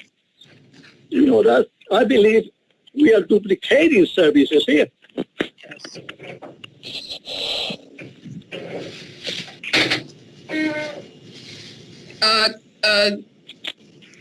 Council Vice President Caldwell Wilson. Can someone respond to Mr. Rodriguez first, Councilwoman? Yes, Madam Vice President, I would ask that Mr. Smith takes this question so that he can provide a better understanding as to what is the nature of the work compared to other awards provided in the past, given in the past. Mr. Smith? Hi. Yes. This type of work does require a professional engineering consultant to complete. Although I would like to say that we could do it in-house, we just simply don't have the manpower, nor do we have the expertise to take this on. We are sharing some services on the project where we can help out to help reduce the contract value. For instance, we are dedicating some inspectors to the project, again, to help offset the cost and take on some of the work, the burden of the work. As part of NJIB funding projects, you need to specify your program manager in order to qualify for funding. So to the first part of the question regarding the amount of grant opportunities, we do expect to receive $12.5 million in grants, which is going to offset the cost of the project 50%. It's a great opportunity for the city, and we're going to take advantage of it. CDM they did phase one for us. They helped us secure $9 million in grant money, and we were successful in doing that. And we're looking to obtain another 12.5. But to get to 12.5, we need to specify an engineering firm that's going to manage the project for us. actually get a level. Hold on a second, Mr. Smith. We have someone speaking in the background. That's okay. Benjamin? Mute, please. Thank you. Thank you. So, Mr. Councilman Rodriguez, we're doing what we can. Understand that we have staffing issues. We've had staffing issues for several years now. I mean, staffing is part of the ACO requirement. We're just keeping ourselves above water at this point in terms of staffing. But even so, we are dedicating some staff to do inspections. It gives our staff some expertise and it helps offset the cost of these contracts to some degree. But we do need an engineering firm in here to manage the program, to manage the applications to DEP. There's applications to iBank. There's a lot of data management, a lot of data entry.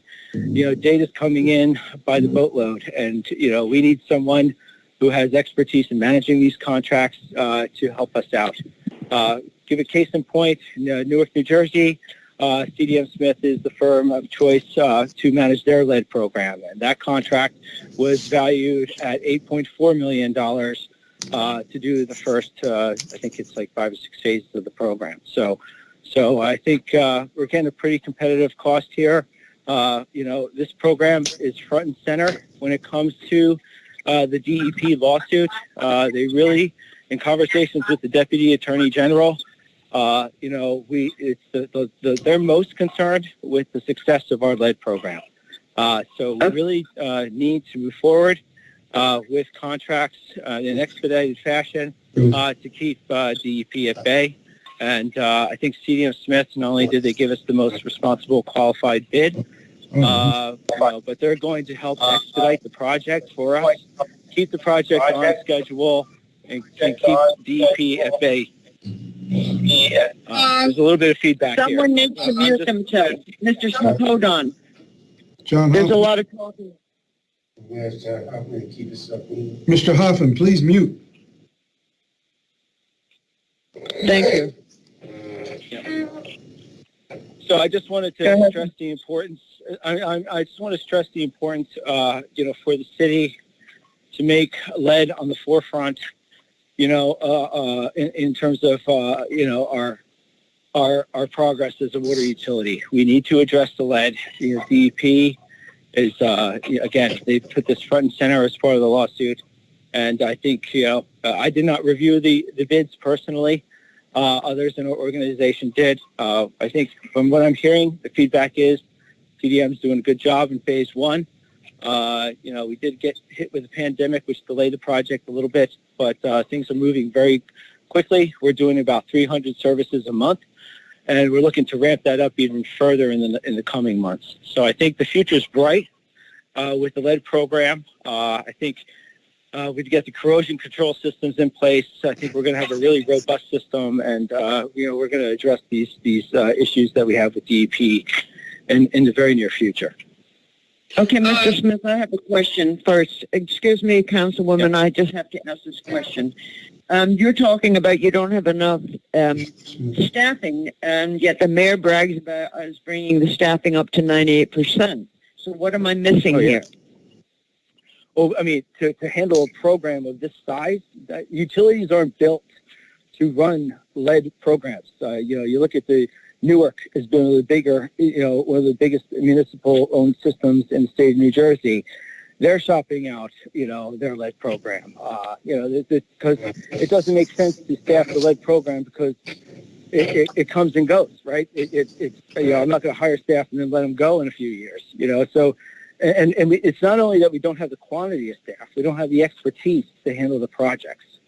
So it's twofold. We don't have the proper number of engineers and staff in-house. We don't have the right number of inspectors in-house to handle, and we don't have the expertise to handle this program. So had we had the expertise, we wouldn't have bid this in the first place.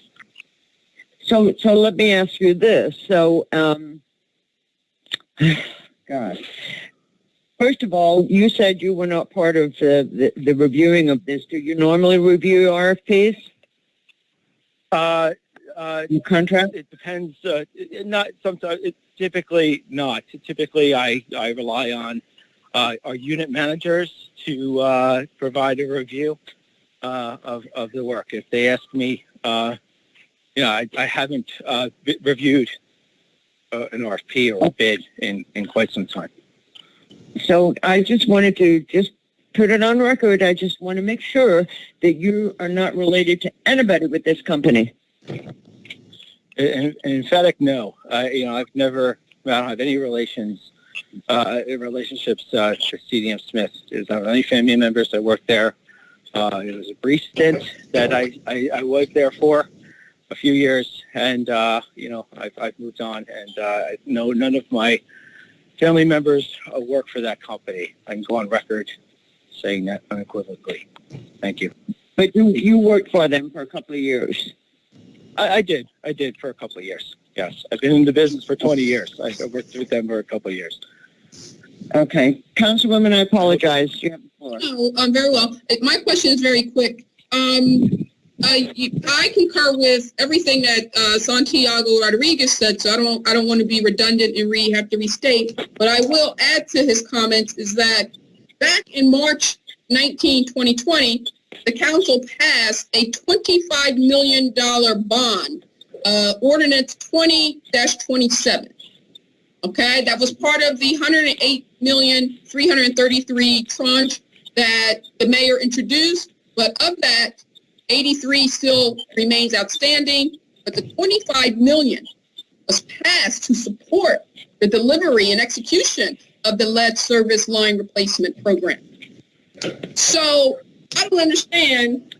You just got 25 million to execute that program, and Santiago stated very clearly that we hired two outside contractors to help us deliver it and across the service areas. And I know for a fact they have project managers and engineers and specialists to facilitate. So their resources are being deployed to deliver, and they're being paid on that 25 million. So I don't understand this additional cost, because then maybe the bond should have been $26 million, right, instead of 25 million, because and now we're just hearing that you don't have the resources. How come these resources were not forecast? How come the council was not made aware of it until now, that the water department doesn't have resources and now need an additional 1.6 million to acquire them? That makes no sense to me. Thank you. Madam President? Yes, Mr. Rodriguez. I have it in the computer. It's 110 pages, and in the justification for them to get the contract, they said that they have been giving DEP like quarterly and biannual reports. We have been asking for reports on everything from Water Works, and we have never seen this type of report from this company in front of City Council at all. Although we are the ones they bring the contracts, we have to pay for them, but there's nothing. Supposedly, they have been sending them reports to the DEP. So I would like to see if we could get copies of those reports from the last, so phase 1 first, because phase 2 is supposed to start, I guess, now. Also, I have some numbers here that they say supposedly they finished with 660 lines, but according to DEP, by this time, 3,850 were supposed to be done. And I'm citing that from their report, from the report, the justification to get the contract.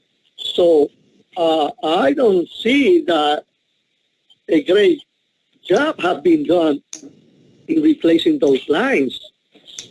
You know, I tell you, I have my doubts in what is it that they are doing there.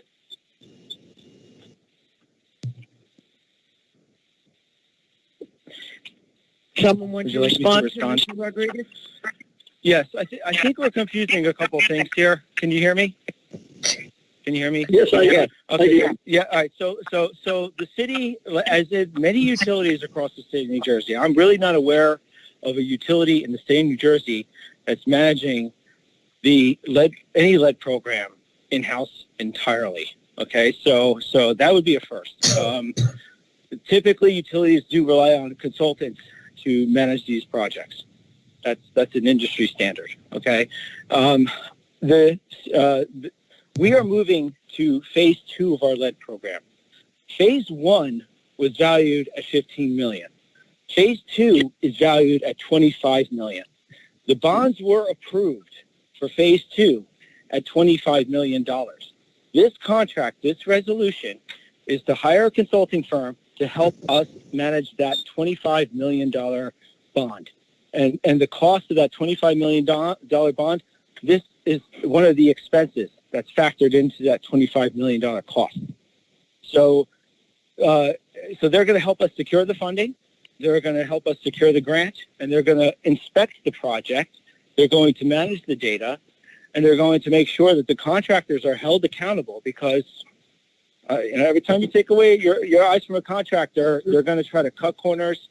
This is one of the biggest projects that Trenton Waterworks has taken on in the past decade.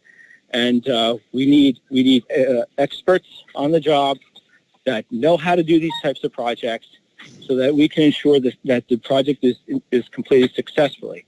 Now, I will say that phase 1 is behind schedule. The reason why phase 1 is behind schedule is for 2 primary factors, and both of which are totally out of Trenton Waterworks' control. The first factor is COVID. COVID-19 started in March. Effective in March, we stopped going into homes to protect our staff and to protect our customers from spread of the disease. That curtailed the progress of the program by months, for sure. In addition to the COVID, there was a special assessment tax which was levied that was required by the state of New Jersey. The special assessment tax happened during the tail end of phase 1 where we were just about to get to work. The council approved the contracts. We were ready to go. Everything was set in May of 2019 to get started. And then the state of New Jersey, for some reason, said there's a special assessment and then we had to approve ordinances to get this thing done. Well, guess what? That was a 7-month delay. That was a 7-month delay in the project. We've now overcome those hurdles, and I do believe that our path forward is much more certain, I'll say. I do agree with the assessment that the project is behind, but I don't accept responsibility for the project being behind. There are factors that were out of our control that caused the delays. Council Vice President Carl Wilson. And I think I have another There's a lot of talking going on. Yes, Councilwoman. I think Santiago is not finished. Another piece to it in the report, that justification saying that 120 pages it says that they are going to look for a loan for $40 million from the New Jersey Investment Bank. They are the experts on that. Supposedly out of the $40 million, they are going to try to get the grants for half of that. But what is that for? That's for phase 3 or what? Yes. It's very good research, Councilman. Yes. The $25 million is phase 2. Phase 3 would be $15 million. We've been instructed by the state of New Jersey that $40 million is available. We find that $25 million, would have satisfied our requirements for the ACO. But a lot of these lead lines are old and they do pose a health risk. So DEP has encouraged us to go in for $40 million worth of funding. The first step in that process, I should say, would be to first go to the council with a bond authorization, the amount of $15 million, to get to that point. So you may be seeing a bond authorization request in the future in the amount of $15 million for phase 3 of the lead program. of which 50% of it would be granted principal forgiveness. I find that, because lead is such a hot topic, these days, and the financing is so favorable, you really do need to pounce on the financing when it's available. And, and whether or not that comes to fruition remains to be seen. But we are looking to potentially expand the program to a phase 3 in the very near future.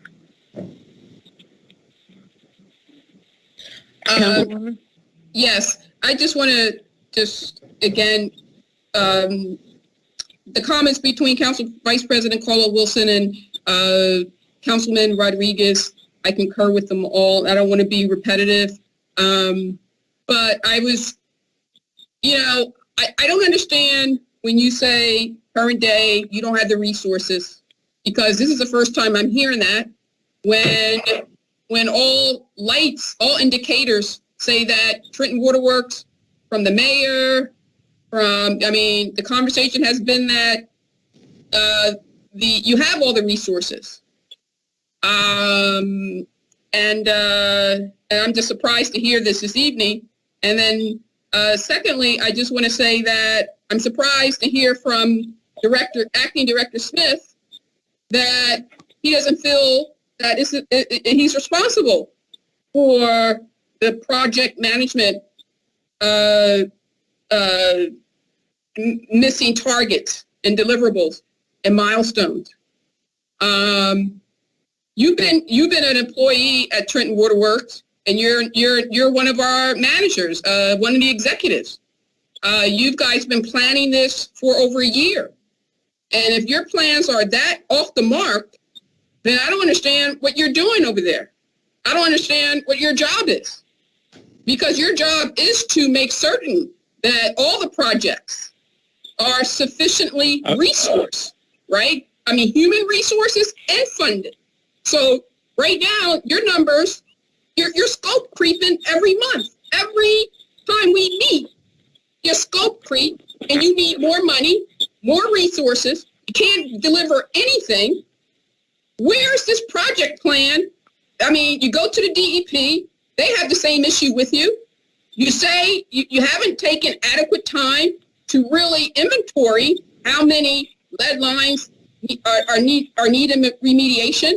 The number changes, the targets move all over the place. So how can we adequately cost this initiative? How can the council have confidence that the money that we're putting out to the water utility is sufficient? We don't have a bottomless bank account here. And we don't want to put this on the backs of Trentonians with all this bonding going on. Because we all know all the departments of the city, it's the same as Waterworks, is backed by the full faith and credit of the residents and the taxpayers of this city. No other entity is going to be on the hook for these bonds except for the taxpayers of the city of Trenton. So at your level, Mr. Smith, you are responsible and accountable. You cannot come to this council and say you're not. I was speaking on behalf of the delays related to the special assessment. No, but that's part of the project. That's part of the project I'm not plan. taking responsibility. I don't want to argue. All I want to say to you, Mr. Smith, all I want to say to all the leadership at Trenton Waterworks, when you come to this council and you represent the city to outside regulators like DEP, DPU, or New Jersey Superior Court, you have to be able to articulate a comprehensive, accurate plan. You have to be able to say what the schedule is, what the scope is, and what the cost is. The numbers cannot keep moving. We gave you $25 million, and you said then, back in March, that that's to finance the delivery of the lead service replacement line. Now we're coming up. Here we are, halfway through the year again. Now, oh no, we need 15 more million. Yep. That's why we have people like Mark Levenberg, like yourself, like Kristen Epstein. You are responsible. I have nothing more to say. Council Vice President Caldwell Wilson. Okay, thank you. Mr. Barry, move on. Council Vice President, that concludes the roll call items. But before I ask for a motion to go into open public on docket items only, Mr. Thompson will remind our callers how to enter and how to mute ourselves. Mr. Thompson? Okay. Can everyone hear me?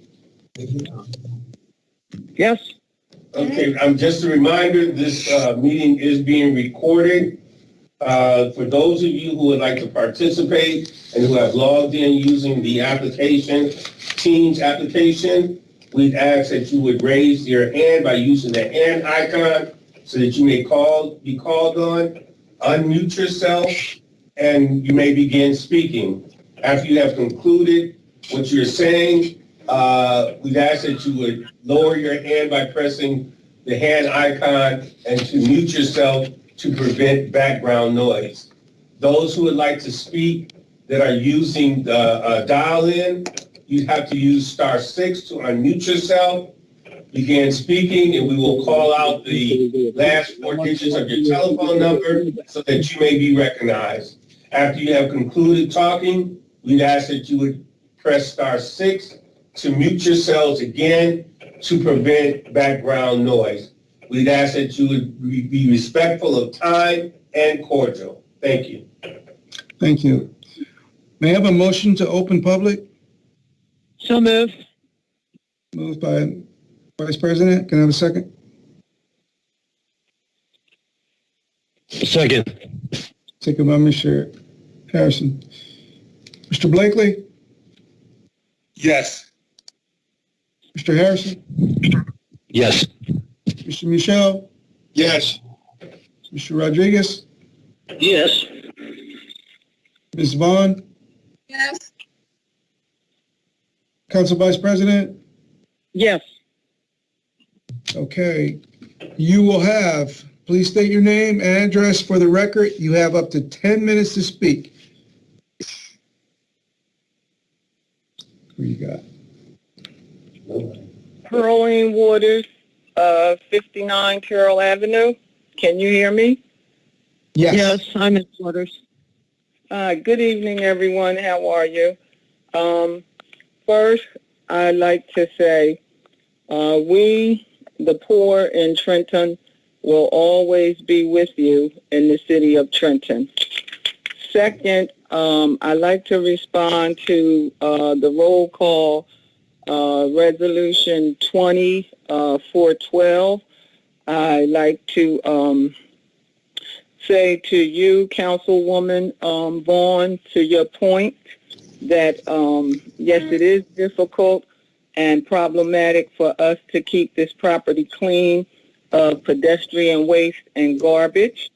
I also like to inform you that I am Pearline Waters again, the Executive Director of Better Community Housing of Trenton, responding to your roll call comments on Resolution 2412.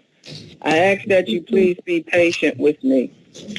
To your point, for the past 7 years, we have maintained our property in your ward known as Home and Rears 1 and 2. One side is on Maple Avenue, and the other side is on Hillcrest. We have cleaned it, and I am asking your help to place trash cans in front of that property across from the barbershop, the hair salon, so that passerbyers can place their food trash from containers, and the people who are apparently hanging out there at night can put their trash in containers like there are trash containers, which I think are provided by the city on the Holman Avenue side where the sign reads Hillcrest Association. Also, I'm asking for patrolling in that area after dark because the trash that I just recently cleaned up from out there was a lot of alcohol bottles, there was a lot of beer cans, and most of it seems to be food containers coming from the restaurant. Ms. Waters, you have to address the resolution. I am. You have to on the resolution, but the resolution doesn't deal with the West Ward. But it deals with the fact that she made a comment that she does not. If you would just please let me say what I have to say, it does address what she's saying from my understanding about our proposal. If I heard her correctly, what she's saying is that she doesn't support it because we're not properly maintaining our property, and that she doesn't want redevelopment for poor people. She wants us to do a project that would remove us poor people from where we live now, and it would bring in new people because she wants market rate housing. She doesn't want, when I get finished, Ms. Vaughn, you can correct me if I have not heard you properly. Ms. Vaughn would rather have higher income folks move into this North Clinton area. So if I may, please, because I've been waiting for 2 hours and 45 minutes. I've been trying to get this project through since 1989. And I just think it's fair that if you would I wrote my notes so that I could read it because most of y'all who know me, you know I could talk for the next 2 hours on this. So if you just let me read it, and then the other people can make their public speak, and we can do as Mr. Delisle has informed Ms. Vaughn, when we get to the point of coming up and negotiating with a contract, we will handle all those issues in the term. So this would, if the city would put trash cans around those properties, this would help us keep it clean. On the 18th and the 19th of July is when I removed all of that trash, keeping it clean. Another request for you, Ms. Vaughn, as the West Ward council person, like you said, I've spoken to you about this area before. It would help us, and I would like to recommend to the city that you work with Better Community Housing to create a Serenity Park in that area, or maybe perhaps a dog park for the people in that area, because the entire property is not owned by Better Community Housing of Trenton. The Serenity Park would be like the one on Prospect and Bellevue. Ms. Waters, I have to insist that you use your time to talk about the resolution. Okay. That's what you have to talk about. What item on the docket? Okay. In terms of the resolution, the questions that she had, I have to agree with Mr. Delisle. We cannot answer those questions until we sit down with him once they're willing to enter into a contract with us. I have my fundraiser on the line, and we have all of the information that Ms. Vaughn is asking about. We have all of that prepared. So if she wants to do it with a phone call with us, or she want to come and meet with us, or she want to be present when we meet with Mr. Delisle, however she prefers to see what we have in terms of what she's asking for, we are ready to provide it, to do it at a later date. And I apologize if I'm taking up too much of anyone else's time. Thank you very much for hearing me. Ms. Fair, Caitlin Fair. Hi, yes, thank you, Mr. Berry. I just wanted to clarify whether or not we're in open public comment, because if, from my understanding, we're in a Thursday meeting and this is open public comment, so people can talk about whatever they want. It doesn't have to be related to a resolution. So I just wanted to clarify that. No, the open public comment comes later. Okay, this is on the that item. Okay, thank you for that clarification. I was not sure about that. Thank you. Okay.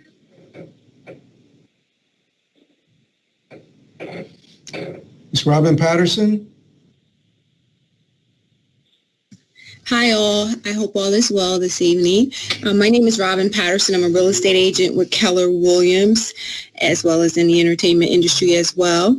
And I am speaking on behalf of Resolution 2412 regarding Terrell Avenue in Trenton, New Jersey. I grew up on Terrell Avenue. I absolutely love that neighborhood, and I'm willing to do whatever it takes to get this resolution passed. And help better community housing out in any way I can. Thank you. Thank you, dear.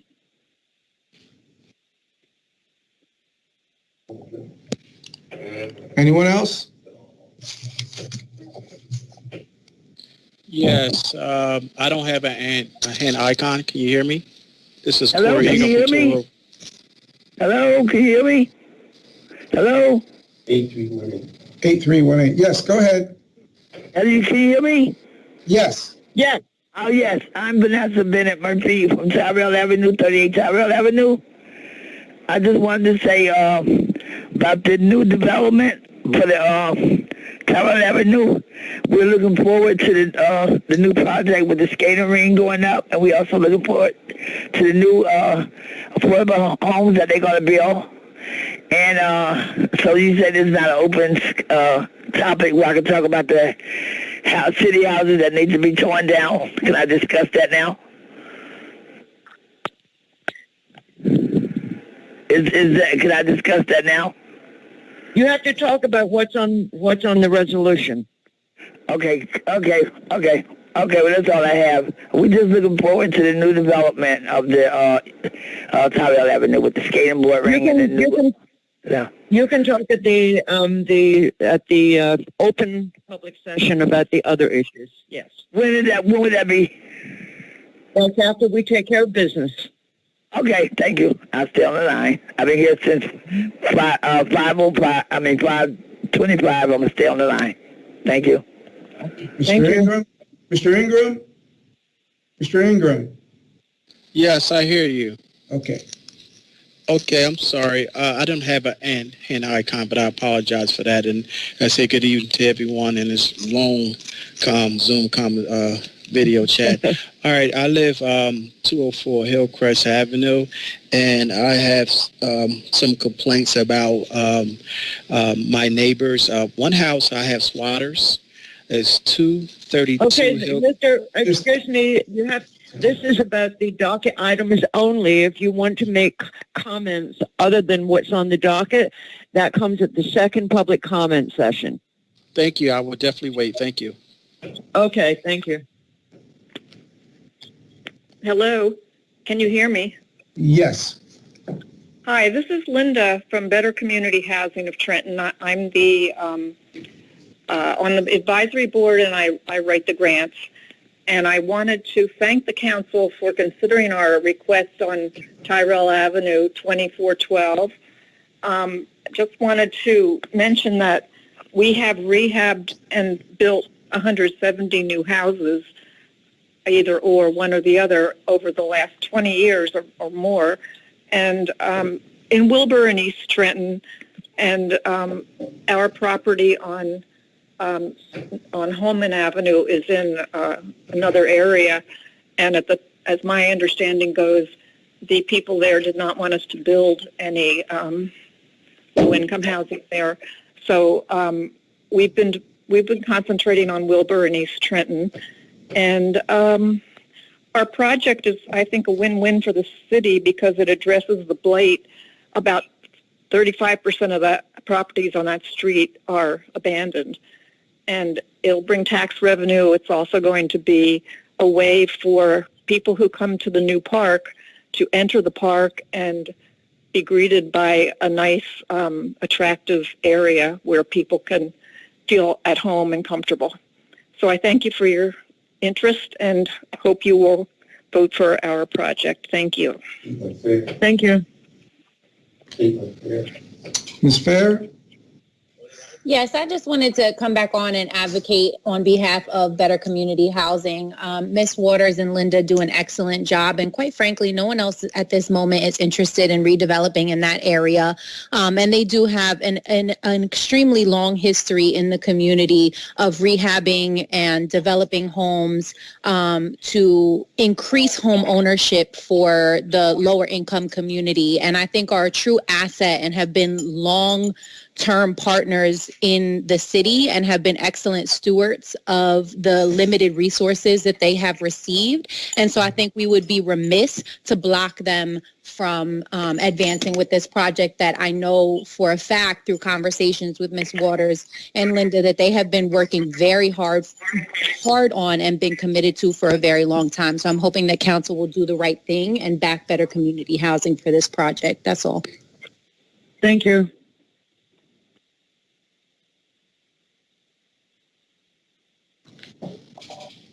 Anyone else on docket items only? Hello? Go ahead. Hello? Go ahead. Yes. State your name. Hello, council members. My name is Anthony Mendia from the Eastern Collaborative. Just to address the Tyrell project, the Eastern Collaborative is a community effort, and at various community meetings, one of the biggest things is abandoned properties that comes up. And as mentioned before, Tyrell Avenue has like 35% of it is abandoned property. So this project would really be a good asset to the community in addressing one of the biggest challenges that we face, that we hear from our residents in the Eastern Collaborative. So just wanted to get on the record and let the council members that we fully support this, and we want something to be done about these abandoned properties in our neighborhood. Thank you.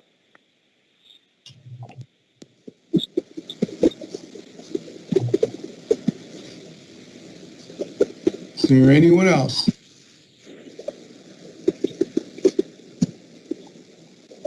Hello?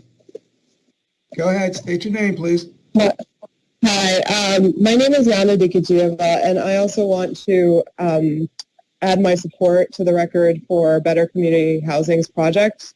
I just want to note that within Trenton, there really are very few sort of homegrown community development organizations that have stayed within the city and are continuing to rehabilitate homes and really have a focus on home ownership. And that has been their approach throughout the entire time that they've been active. They've really created a lot of new homeowners. They have, in some cases, followed the habitat model of sweat equity that enables people to find home ownership more accessible. And even in a context where, for example, Habitat has left the city, Better Community Housing is still, improving neighborhoods and rehabilitating properties. So I just want to additionally add my support for that. Thank you. Thank you.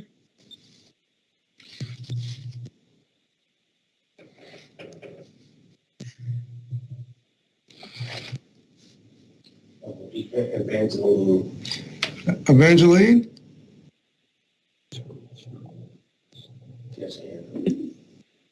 I see.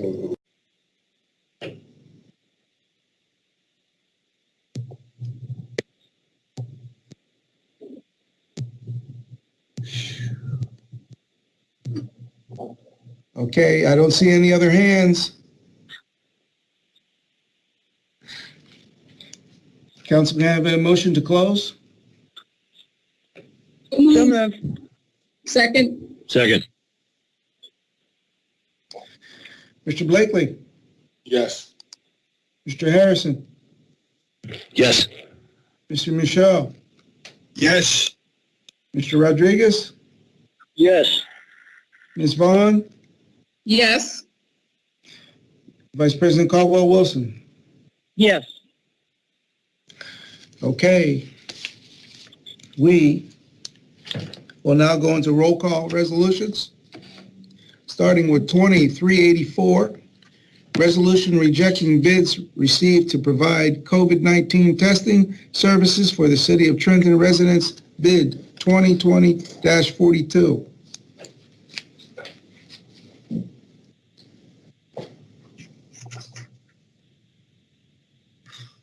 Do I have a So motion? moved. Motion by Second. second by Ms. Vaughn. You ready for the vote? Yes. Mr. Blakely, Yes.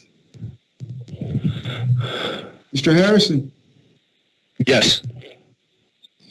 Mr. Michelle, Yes. Mr. Rodriguez, Yes. Ms. Vaughn, Yes. Vice President Caldwell Wilson. Yes. Resolution 384 has passed. Resolution 2385, resolution authorizing transfers to be made by the Director of Finance of the FY 2020 appropriation reserves in the amount of $1,559,145,000. So moved. Moved. Second. Second by Mr. Second. Harrison. Mr. Blakely. Yes.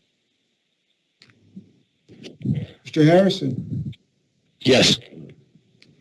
Mr. Michelle. Yes. Mr. Rodriguez. Yes. Ms. Vaughn. Yes. And Vice President Caldwell Wilson. Yes. That's passed. Next roll call item is 2388.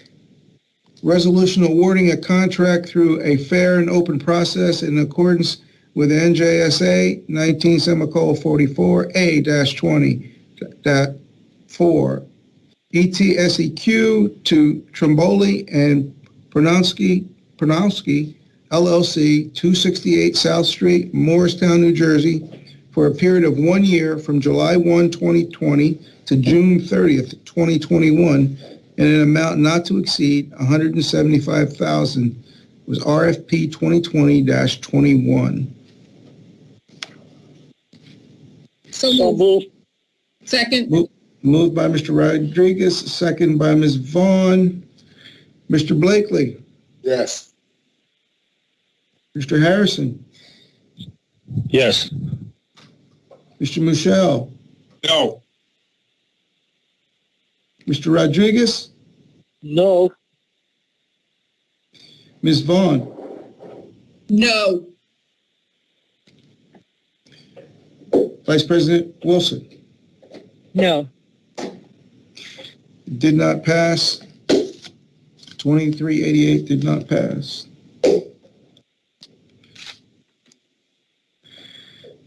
Next roll call is 2405.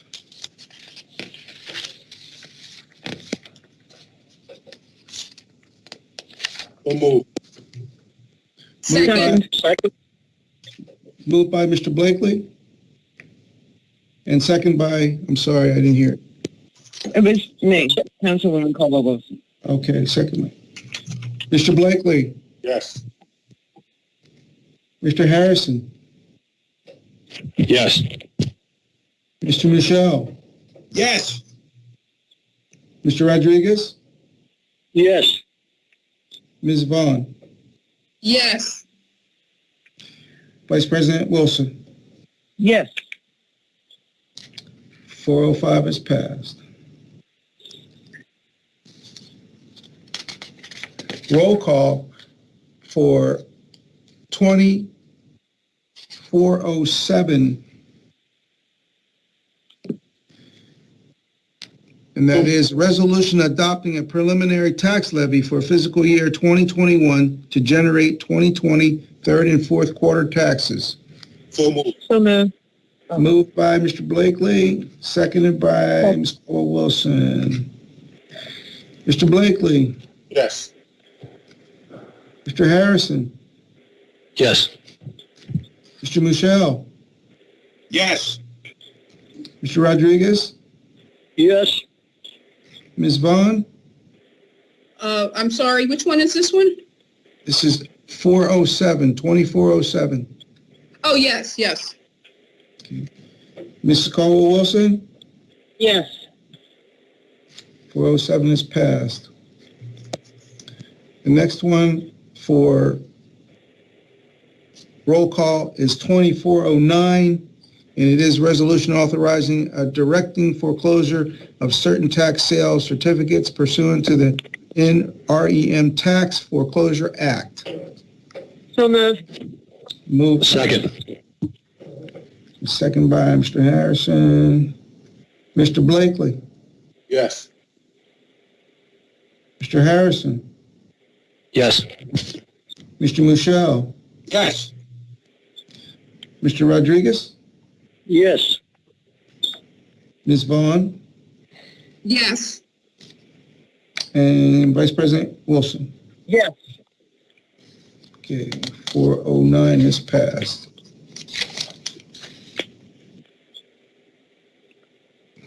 Roll call for 2412, and that is the resolution. Okay. I'm sorry. No, I was going to read it, but if you don't need it. No, go ahead. Second. I'm sorry. I apologize. Okay. Sorry. 412, resolution designing better community housing of Trenton Incorporated as redevelopment of property located at block 1803, lot 4-11 and 2160-72 and 42 and a half Tyrell Avenue within the North Clinton Avenue redevelopment area plan. Okay. So moved. Moved by. Second. Second by Mr. Harrison. Mr. Blakely. Yes. Mr. Harrison. Yes. Mr. Michelle. Yes.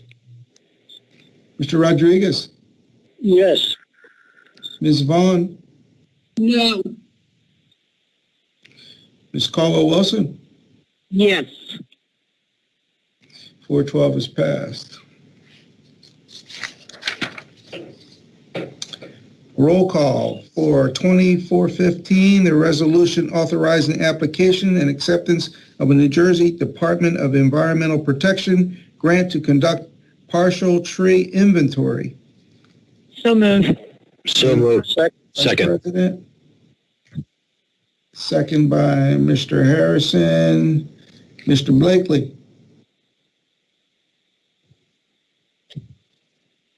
Mr. Blakely. Yes. Mr. Harrison. Yes. Mr. Michelle. Yes. Mr. Rodriguez. Yes. Ms. Vaughn. Yes. And Ms. Caldwell Wilson. Yes. Yes, our ordinance resolution has passed. Number 2416 for roll call is resolution accepting a bid and awarding a contract to Loftus Construction Company, Inc., in an amount not to exceed $882,000, bid 2020-32. So moved. Second. Second by Mr. Harrison. Mr. Blakely. Yes. Mr. Harrison. Yes. Mr. Michelle. Yes. Mr. Rodriguez. Yes. Yes. Ms. Vaughn. That was a lot of noise. Thank you. Ms. Vaughn. No. Vice President Wilson. Yes. 416 is passed.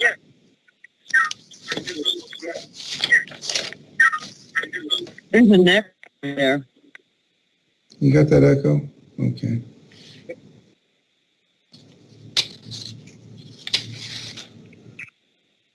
$424. No, you got to go to 2319. That was canceled out. Oh, that's canceled out. Okay, very Yeah. good. I'm sorry. Well, that was pulled. That was pulled. That was Yep. pulled. Yeah.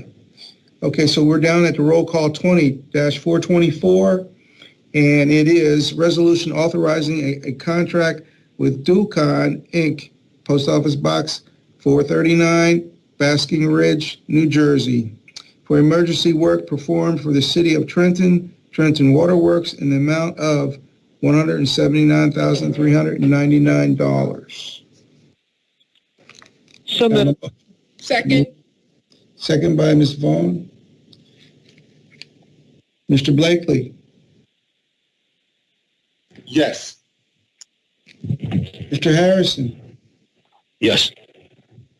Mr. Michelle, Yes. Mr. Rodriguez, No. Ms. Vaughn, No. Ms. Caldwell-Wilson. Yes. 424 has passed.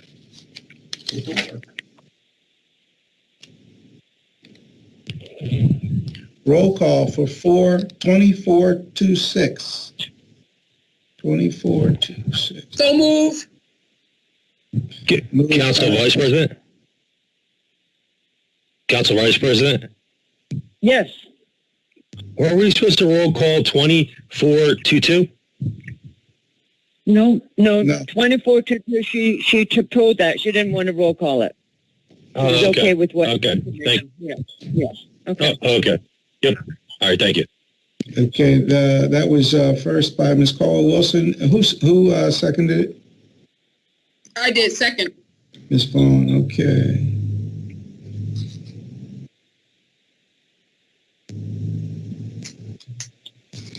Resolution authorizing payment for a contract with Water and Bugsby, Inc., 75 South Gold Drive, Hamilton, New Jersey, awarded on an emergency basis for water filtration plant repairs in an amount not to exceed $69,456.62. Mr. Blakely. Yes. Mr. Harrison. Yes. Mr. Michelle. Yes. Mr. Rodriguez. Yes. Ms. Vaughn. No. Ms. Caldwell-Wilson. Yes.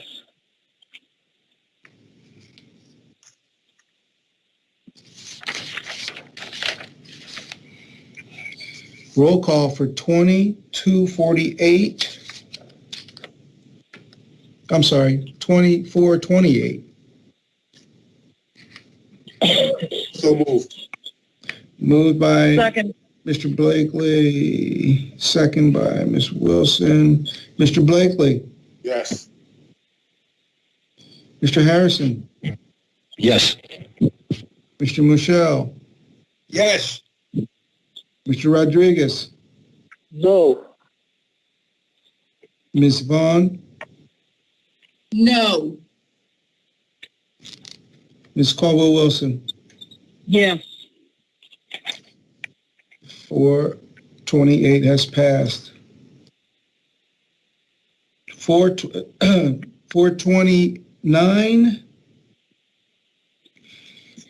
is resolution awarding a contract through a fair and open process in accordance with NJSA 19:44A-24 ET sequence 2 CDM Smith Incorporated in an amount not to exceed $1,699,724,000 RFP 2020-34. So moved. Moved by Second. Second by Ms. Caldwell-Wilson. Mr. Blakely. Yes. Mr. Harrison. Yes. Mr. Michelle. Yes. Mr. Rodriguez. No. Ms. Vaughn. No.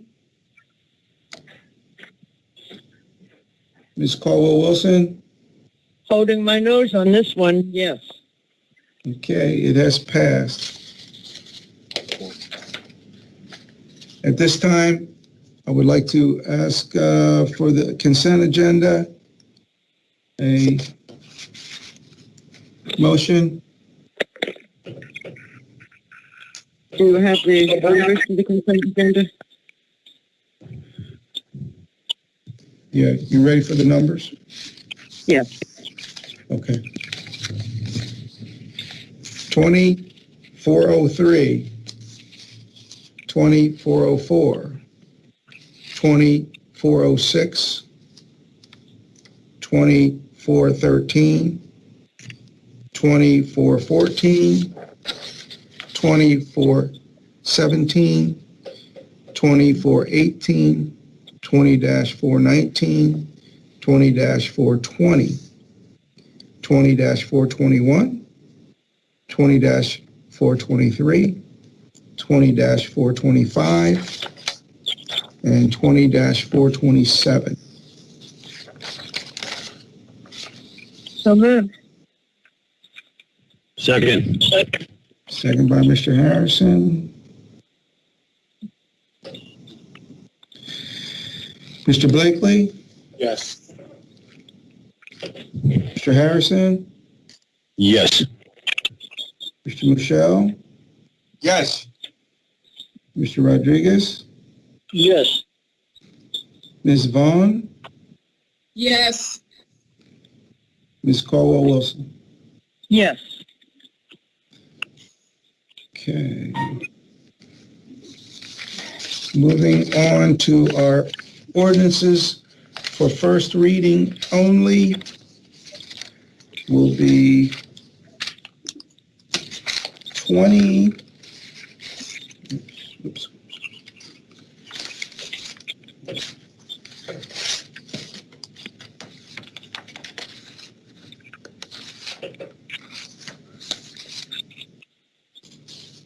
(20-44). This ordinance authorizing the acquisition of a real property at 942 Prospect Street, Block 35301, Lot 1, from JCR Properties, LLC, by Trenton Waterworks pursuant to NJSA 40A:12-5A1. Is there a motion? Okay. Second. Okay. Mr. Blakely. Yes. Mr. Harrison. Yes. Mr. Michelle. Yes. Mr. Rodriguez. No. Ms. Vaughn.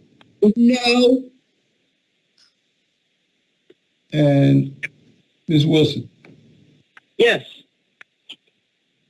Okay. Okay. Ordinance 2046. So when is the second reading on this, Mr.? The second reading, I was going to tell you on all of them, but the public hearing and second reading for all these ordinances will be held September 3rd. Okay. Thank you.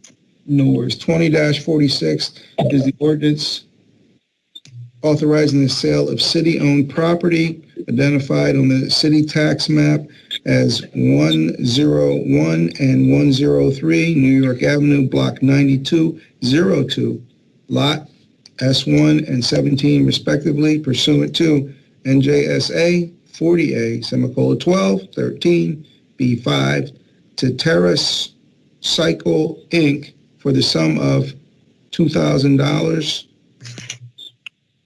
Is there a motion? So moved.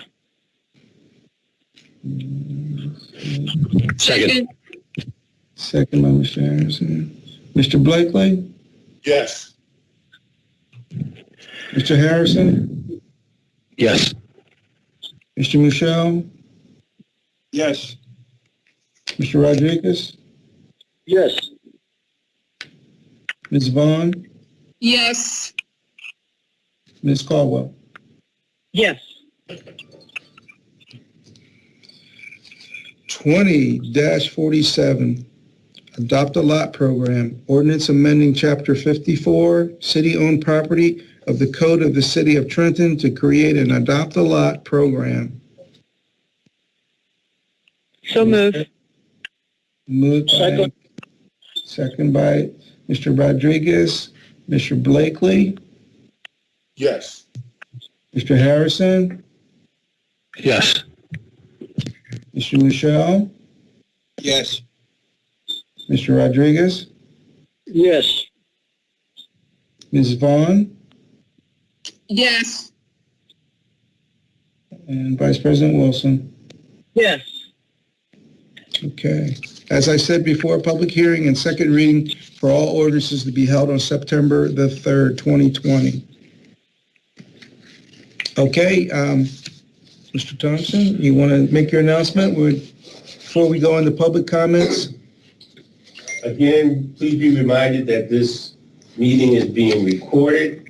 If you have a public comment, please, and you are using the Teams app, please press the hand icon to raise your hand. You will be called upon. Unmute yourself by using the microphone button.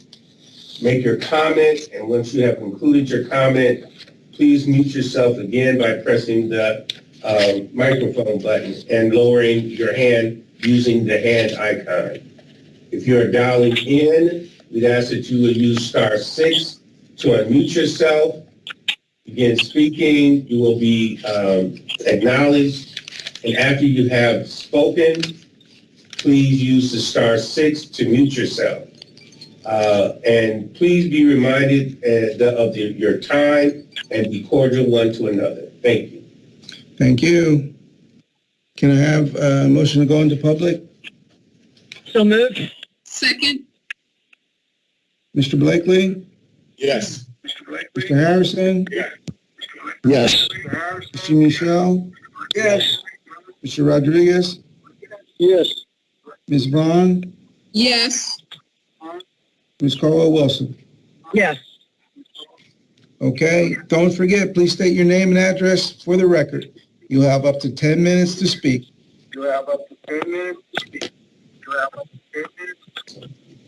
Somebody. Oh. Mr. Jones? Oh, John. Mr. Hoffman?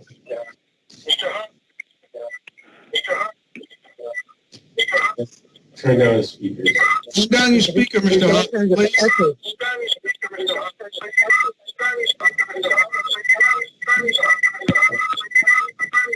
There's a lot of chatter going on. 7428, it's a phone number. 712. Just the last four. 9291. I'm the redevelopment counsel for the council, and I was asked to attend this meeting. I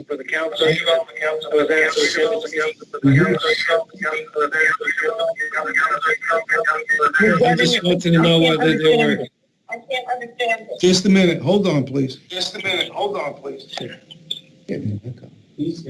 to turn down his speaker. Who is it? Mr. Hoffman? The one who's speaking. Hello?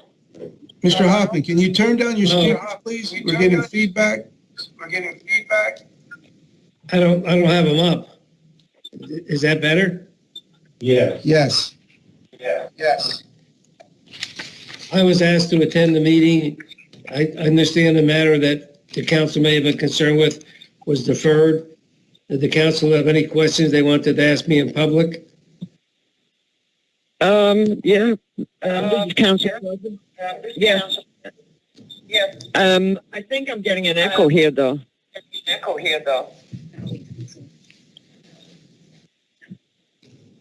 Try it now. Is it good now? Okay. Yeah, Mr. Hoffman. I'm still getting feedback here. That's be Mr. Hoffman's speakers. Mr. Hoffman, you're showing that your speakers are up. That's what's coming across here.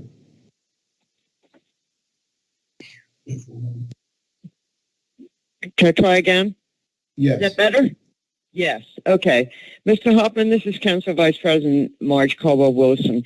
There's been some confusion since we had the meeting as a body as a whole with you as to the procedures for redevelopment. We wanted to work with you, and it was my understanding that when something come up in a redevelopment area that the city wanted to sell and wanted to appoint a redevelopment person or whatever, that they would notify the clerk, and the clerk would contact you to look into it and would give council feedback on this. And I'm not sure that's what's been happening. we've been getting this stuff sent to us directly from Mr. Delisle. So could you please explain the process that would discuss?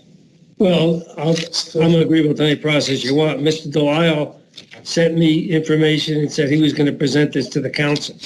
Since he was presenting it to the council, I thought it was my obligation to at least do a memo to the council to explain what the project was and what my recommendations were.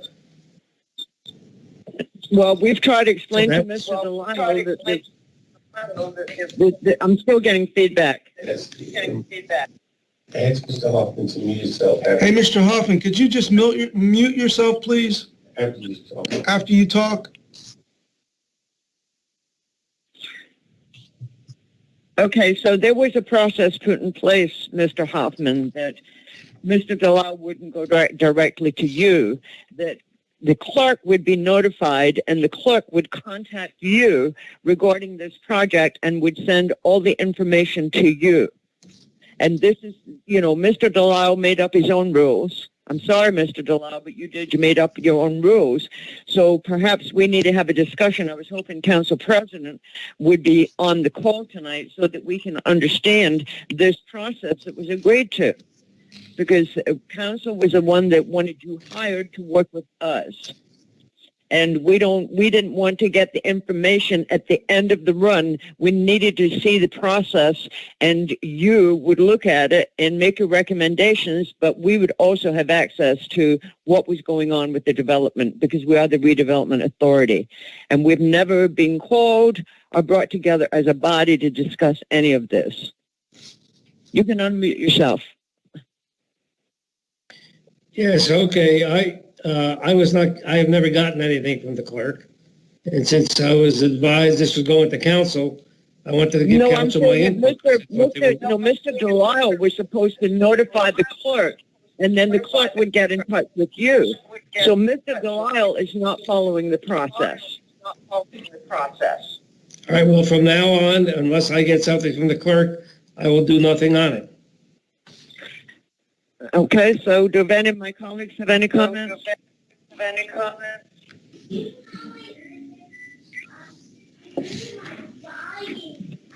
Ms. Vaughn? Yes, Council Vice President Carl Wilson, I do. Thanks for joining, Mr. Hoffman. And yes, for all who are listening this evening, John Hoffman, as he just introduced himself, he serves as the redevelopment attorney for the council, and hence the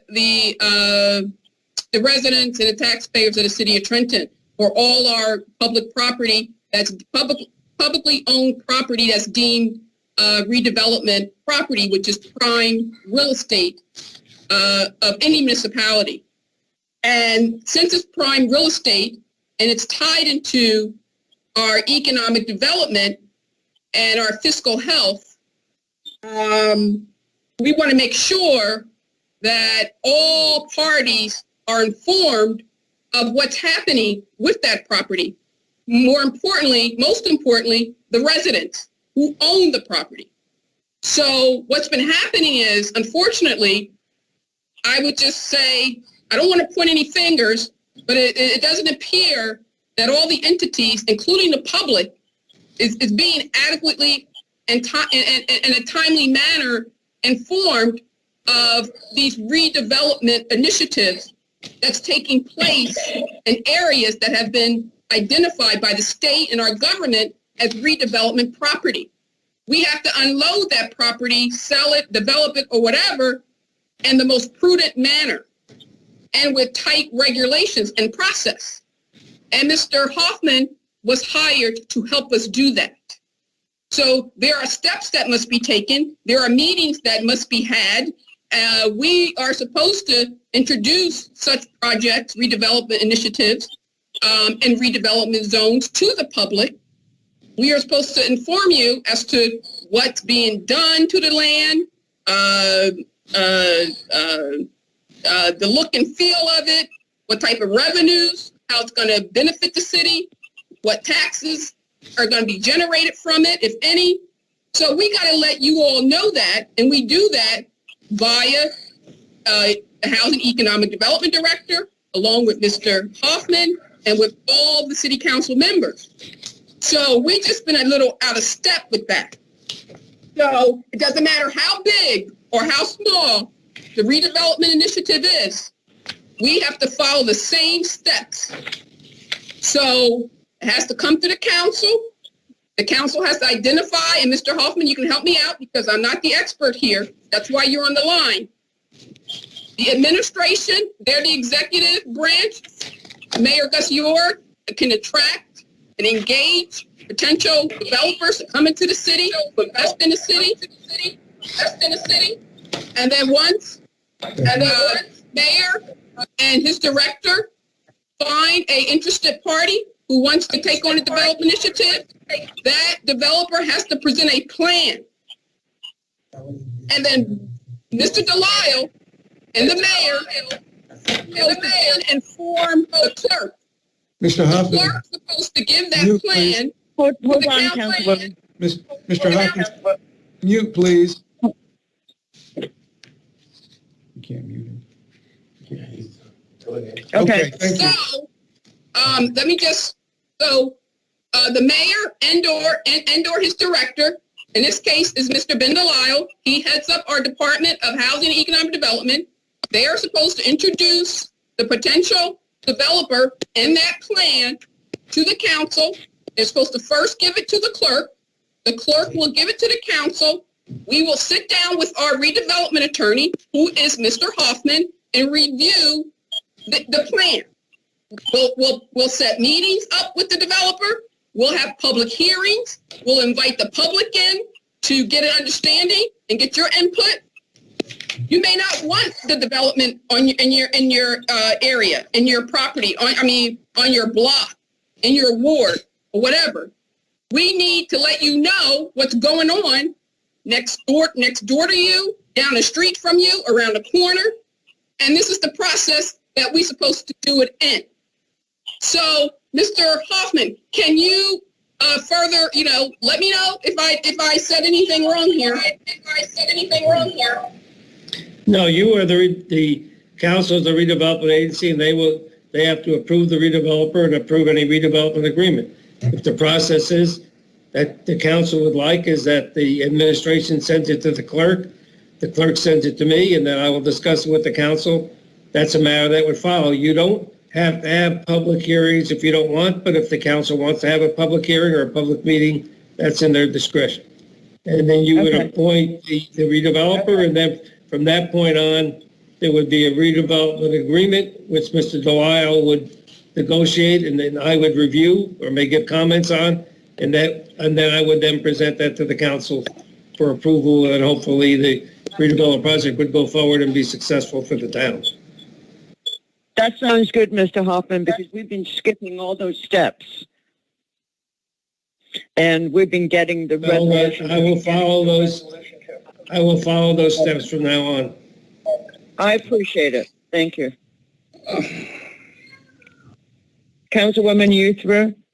No, if Mr. Delisle have any comments, he's welcome to speak if you like.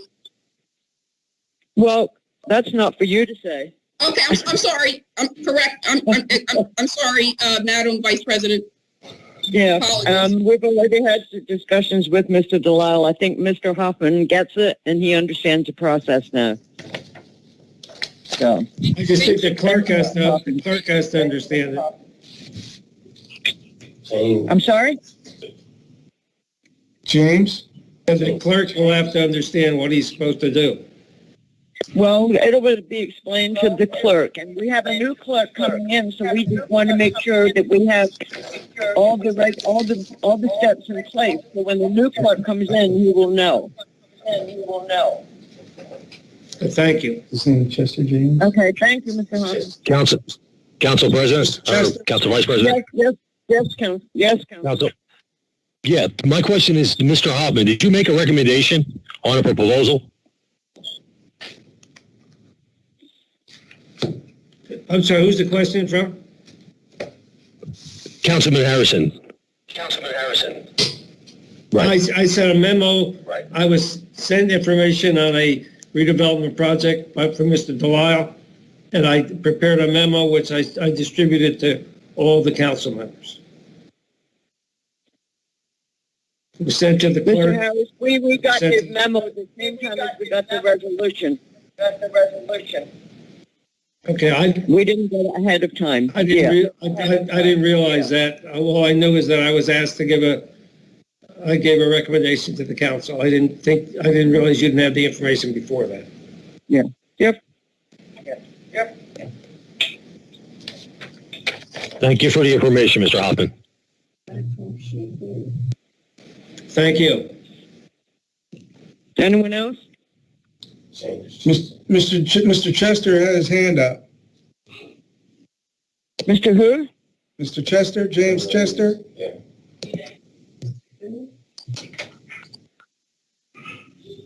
Unmute yourself, Mr. Chester. I can't hear you. I see you, but I can't hear you. Can you hear me now? There you are. Go ahead. Hello, everyone. My name is Chester Jones.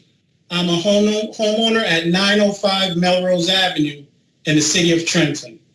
I am the former first vice president of the Trenton Council of Civic Associations from 2016 to 2017, former president of the Melrose Avenue Civic Association, and a member of the Villa Park Civic Association.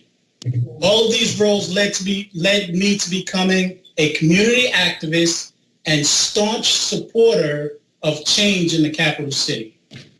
For the past 6 years or so, my wife and I have been trying to bring competitive soccer and quality sports training to the city and have delivered a proposal to the past and current administrations to build a nonprofit indoor sports facility on the Oxford Street site in the North Ward.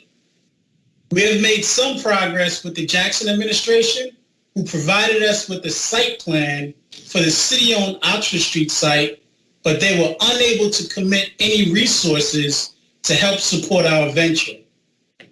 I was just made aware that our current administration has put in a proposal for a grant to build a $2 million sports complex on the recently demolished Taylor Street site in the East Ward. Although this is a wonderful way to get more kids to play soccer, I question if the city can manage and maintain another non-revenue generating recreational space and adding an additional burden to the likes of our existing Capital City Sports Complex and local parks. My wife and I founded the Trenton Makes Athletic Center nonprofit organization, and it's specifically designed with programs that not only train children to compete in turf sports in a healthy, safe environment, the facility also addresses most of the social issues that ail Trenton's youth today, such as youth-on-youth gang violence, poor eating habits, lack of physical fitness, and insufficient educational tutoring. Our organization also has a civic arm titled Trenton First, which is a humanitarian assistance program focused on providing services to the residents of Trenton. We recently partnered with the director, Maria Richardson of the Recreations Department, to help the city give out 100,000 face masks to residents and hosted a community Zoom meeting with the mayor to address some of the COVID-19 issues the city was facing back in May. Earlier this week, I emailed all members of City Council, as well as the Director of Economic Development, Ben Delisle, a digital copy of our proposal and asked that you all take a serious look at it and consider partnering with us, our organization, so we can pool our resources and establish sustainable sports and recreational outlets for Trenton's youth on a holistic level. At this time, I'd like to confirm that each of you have received the proposal and will be happy to answer any questions anyone has regarding our proposal or our organization. Mr. Jones, we don't ask questions. The council people will comment at their civic comments. Okay, Thank you. thank you.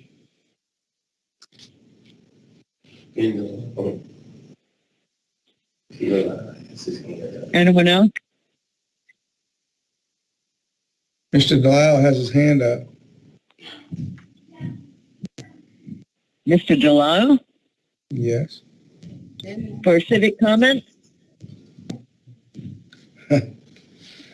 No, if this is about about our attorney for economic development, we're past that.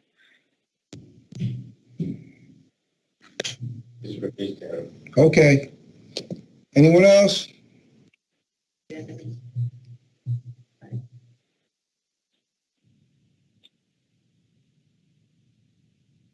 I don't see anybody else, Vice President. Okay. We'll make motion to close public comment. Mr. Blakely?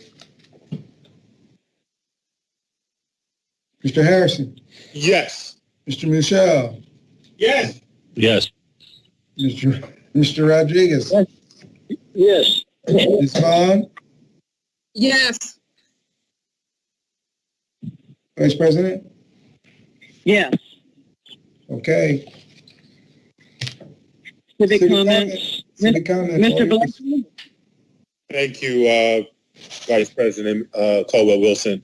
I would like to, Mr. Delisle had something he wanted to say, and I wanted to know what he had to say. So if Mr. Delisle, can you, say... No, Mr. Blakely, we're on civic comments, and you're speaking. You can't ask Mr. Delisle to come up and speak. Aren't I able to ask questions during civic comment? Civic comments, you make civic comments. You don't ask questions. We have historically asked questions during civic comment. No, you haven't. No, we haven't. Do we have a clerk? Because, I think civic comments are my time. Civic comments are comments. Well, I am requesting, I know for a fact. I will concur with Councilman Blakely that we did use our time to ask questions at times, Vice President. Yeah, when you could have asked to speak, you could ask him to come up when we were talking to the attorney. Well, I could have, and I could ask during this. Yeah, well, you didn't, so you can't use your civic comments for that. That section is passed. Quite frankly, Vice President McBride, my civic comments and what I request is my business. That's not your business what questions I ask or what I say during civic comments. I have a question that I'd like to ask, and are you going to prevent a member of this body from asking a question that they feel is pertinent to the execution? No, Mr. Blakely, you just can't ask questions when you feel like it. We have certain segments in our meeting where you can ask questions when people are on the phone. I have a question to our legal counsel, because I think that, that's ridiculous. The fact of the matter is I should be able to ask whatever I want and use my civic comments the way that I see fit. And so I want to ask our legal counsel if they can give us an opinion. We have historically, it's been past practice that we've allowed questions to be answered during civic comments. It's been something we've been doing for more than 2 years. And, I think that this is just a shabby attempt by... You didn't ask to ask Mr. Delisle a question. You asked to let him come up and speak. That is different. I did not. That's not the case. I asked him if he could... I am curious about what he has to say. He was not given the opportunity to speak. And so I am asking him, can he please tell us? I'm curious. I would like to know so that I can be better informed to make a decision as a council member. And so that's what I'm requesting. I'm asking a question. Mr. Delisle was not given a chance to speak. I'm curious about what he's saying, and I'm using my time, my 10 minutes, to inquire what he's asking for. I'm not sure why that's such a big deal. I mean, if you don't want him to speak during your time, then that's your business. But I'm asking a question that I'd like answered. Didn't you ask the legal counsel a question? Well, no, I mean, you're Didn't you ask the attorney to answer a question? You just stated that I could ask a question because you said that I had originally asked him to make a statement, and I'm telling you no. If you don't know what he was talking about, you can ask him a question, but what are you going to ask him? You're going to ask him, what did you want to say? That's manipulating the whole process. No, I'm not. I am asking him to get insight into the redevelopment. Oh, so let me clarify the question even further. No, you had an opportunity to ask him when we were discussing it with the redevelopment attorney. You had your opportunity to ask then, but you were not available. So I don't know what you're saying. I've been on this call the entire time. And the fact of the matter is, I had an opportunity then, and I'm deciding to use it during my civic comment as... So I'm going to ask the attorney, I'm going to ask the legal attorney, and I will take her advice, but the chair makes the decisions as to, and we follow the schedule. So please, give me your advice on this. Thank you, Madam Vice President. With regard to this, I would have to say that based on my observation, working with the council and sitting in on the last few meetings, let me disclose that I am relatively new to the city, but on the last few meetings that I did sit in on, I do recall members of council being able to ask questions of directors during their civic comment sessions of the meeting. So I would say maybe... But Mr. Blakely doesn't want to ask a question. The question he wants to ask is, does Mr. Little Isle want to say what he wanted to say when we were talking to let me ask the question. Excuse me, Mr. Blakely, I've got the floor. So he wants to ask Mr. Delisle what he wanted to say when we were having the conversation about economic development with the attorney. He could have asked at that time. Well, I think what I hear the councilman asking is what, that he wants to know what Director Delisle had to say. He didn't say specific to the redevelopment council. I think that's being narrowed. I think the presumption is that Director Delisle is going to speak to the redevelopment council, but maybe he has something else that he wanted to say. We don't really know what Director Delisle had to say. As the chair, I have the right not to give a director the floor. If we've had our questions answered by the redevelopment attorney, I have the right not to give him the floor. So Mr. Blakely is trying to circumvent that rule. So here's the thing, and let me speak, because this is absolutely ridiculous. The fact of the matter is, you said initially that we don't ask questions during civic comments. That's not true. Number two, you say that I didn't ask a question. That's not true, because I did ask a question. Number three, the fact of the matter is, you may be acting council president, but you're not the queen. You're not the tyrant of this council. The fact of the matter is, I have a question, and I should be able to ask a question as an elected member of this body. You know what, Mr. Blakely, for the sake of the public having to go through with this, go ahead and ask your question of Mr. Delisle. Go ahead. Thank you so much. I mean, we could have avoided all of it. Just go ahead. I don't need you to say anything more. Just ask him. You should really relax. You are literally acting unhinged. I mean, this is like, you're acting unhinged. This is really embarrassing. And so let me ask my question. Mr. Delisle, I want to know your thoughts on the redevelopment process as outlined by our redevelopment authority or attorney, and I'd like to hear your words. Thank you so much. Councilman and Council President, I'll be quick. I just would like to say that two things. I bristle a little bit at the characterization that I make up the rules as I go along. And as the director of the Department of Housing and Economic Development, the redevelopment process and charge and authority with the local housing and redevelopment law is entrusted to my department. It's true I can't execute agreements without council approval, but the decision-making and whatnot, really, and the recommendation is for me and my department. And I would like to say that I disagree with the process, the way that it's laid out. I don't think now is the time to debate that, but I would really welcome the opportunity to meet with council to discuss a process that I think is more appropriate. That's all I have to say. Thank you very much, sir. I'm going to wrap up my statements very shortly, but I just want to say that I'm embarrassed by the conduct of the acting council president this evening. Completely embarrassed. I'm completely embarrassed. The fact that I'm on the meeting. What's that? I'm on the city council meeting. And so, Can you see who that is?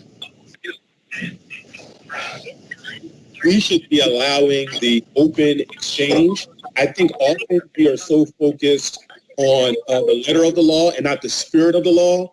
And I just thank God that, you know, there's going to be a day soon completely embarrassed and appalled by the conduct of the acting council president in terms of trying to squelch dissent, in terms of not allowing a member to ask a question, and to rely on her power to not make this a democratic, limited body. And so, you know, shame on you.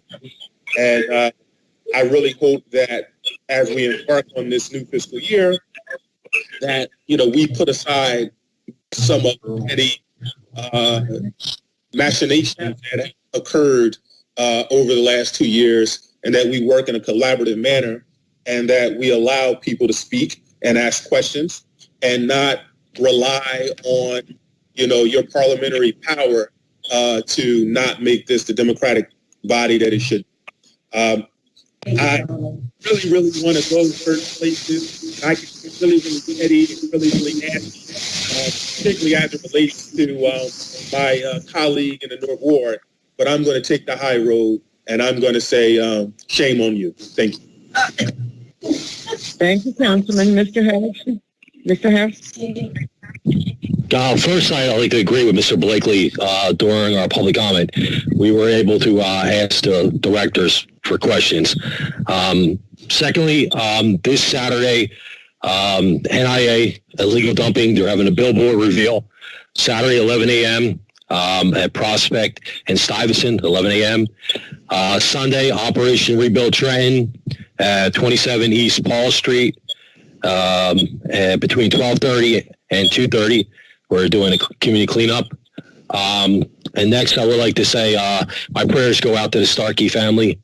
I'm so sorry, you know, that the family is going through this rough times, and my hearts are with the Trenton Police Department with their losses and with everything that's going on right now.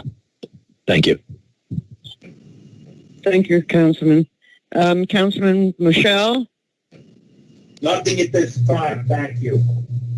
Councilman Rodriguez? Yes, I'd like to know if the police director is still in the call. I couldn't make you out. Madam Vice President, the police director was on the call some time ago. Yes, I'm still here. Okay. Okay, I have a question regarding the radio room. You know, what is the status on the radio room contract? The radio room is still being assessed by the outside contractor that we hired. We are getting constant updates. Yes, we are still having issues with the current system, and he's making recommendations for us to move to a different system. That was the latest update that I had, and they're still looking for tower sites within the city so that we can place our own towers. That's our latest update. Thank you very much. What I have to say is Mr. Chester Jones, he called, and Mr. Chester Jones' son, he's a star soccer player. I met him, but the problem was that when for his practice he has to go out of the city all the time because we don't have indoor facilities in Trenton for soccer. And I happened to go over Mr. Jones' proposal, and I support it wholeheartedly. We need that type of thing in the city.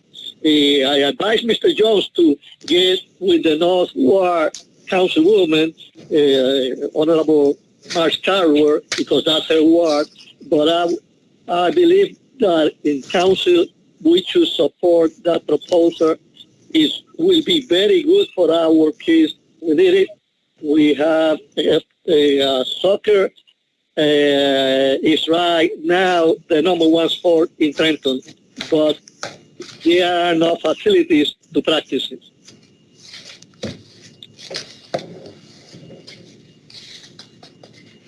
You finished, Councilman?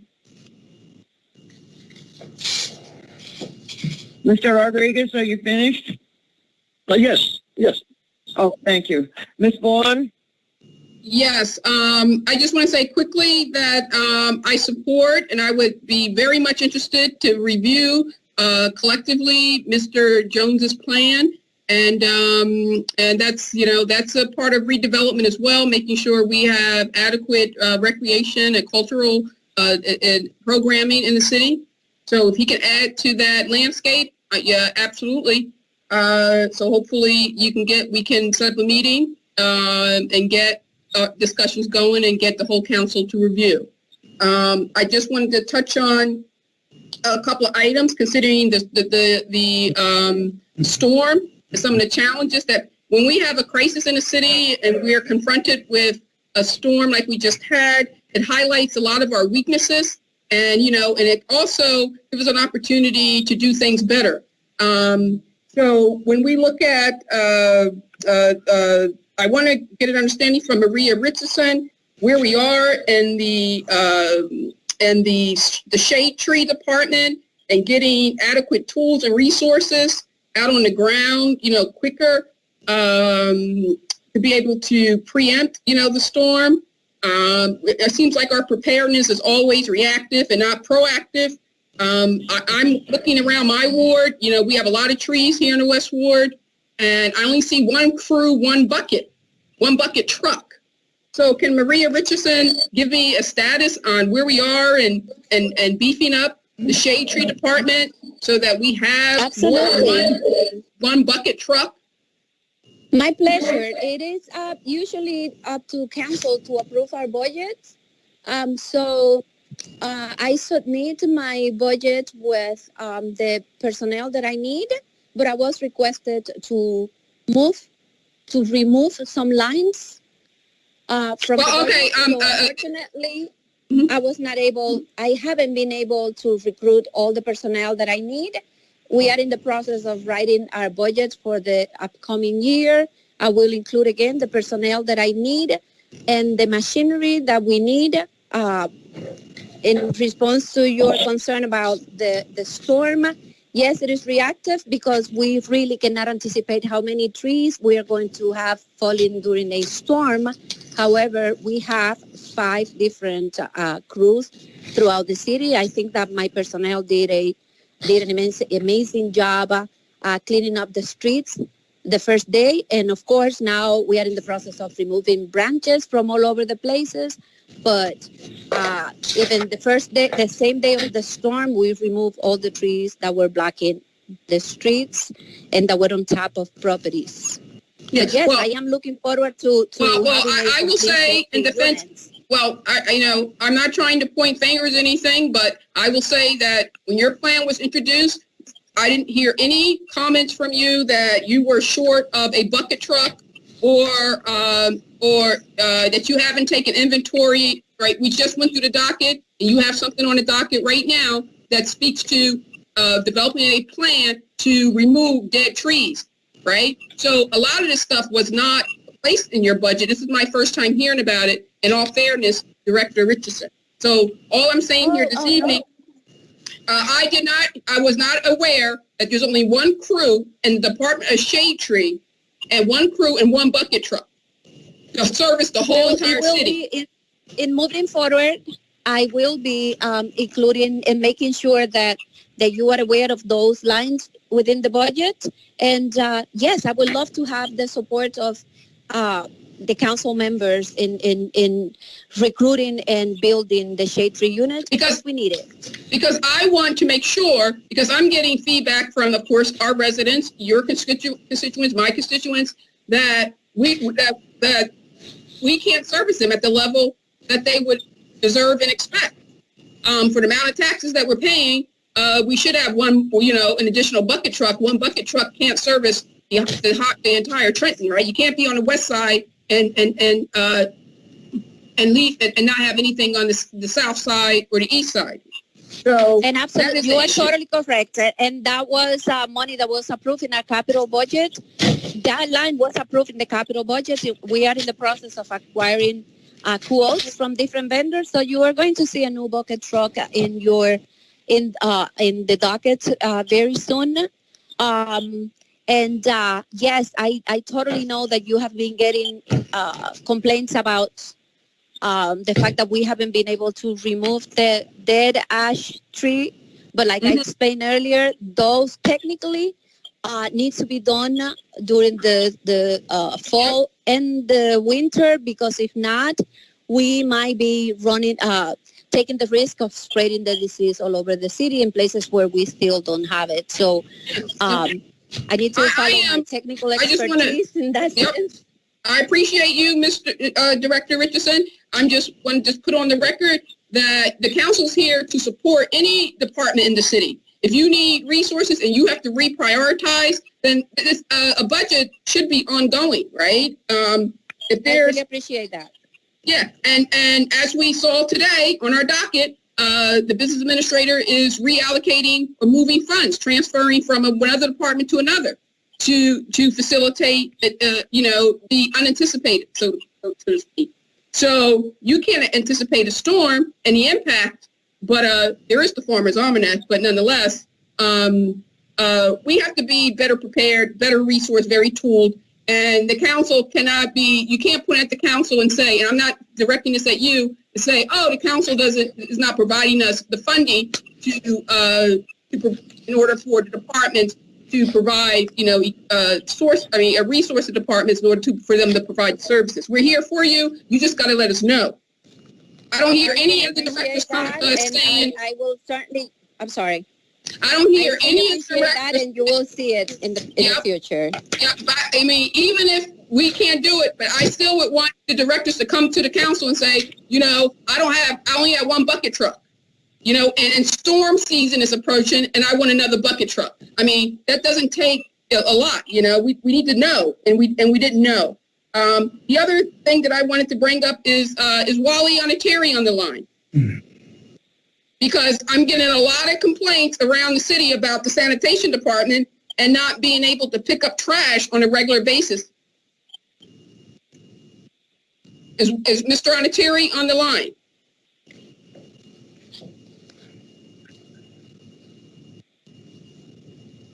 Is the business administrator on the line? Yes, I am on.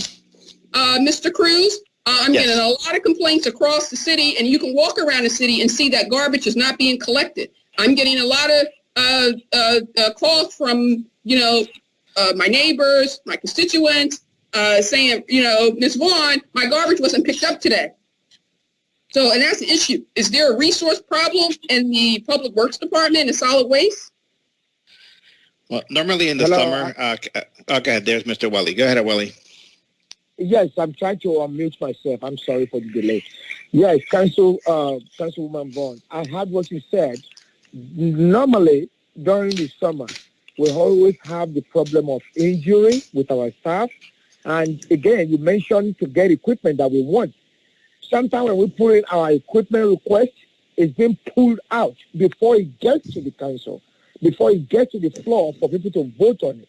So when you talk about within request, we do put it in, but sometimes they pull it out before it gets to you. All right, understood. All right, Wally, I understand, but I just want to put this on the record very quickly. I don't have a lot of time. So I just, please, bring it. I don't know why it's getting pulled. I will have to bring that up with Council President, but that is that's you need to speak up during public comments or civic comments.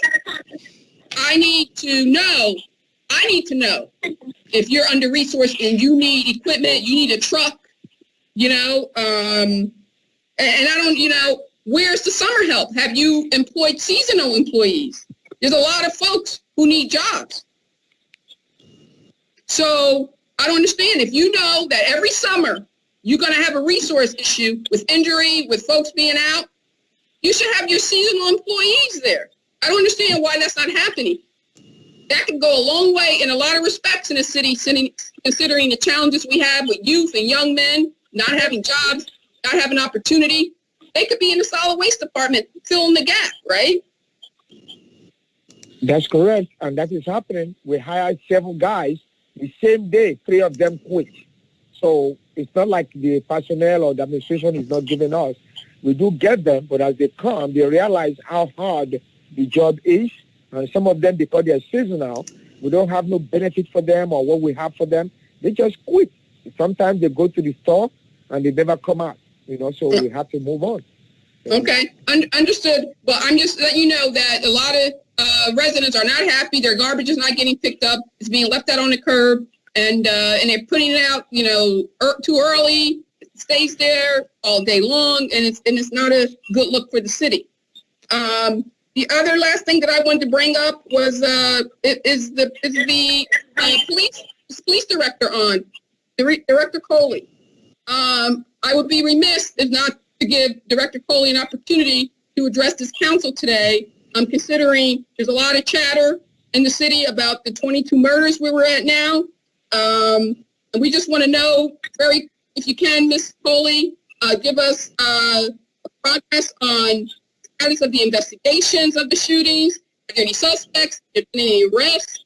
And any information you can share with us going forward as to how you and the mayor are going to get a handle on this. Do you need more resources? Are you going to hire those 100 police officers?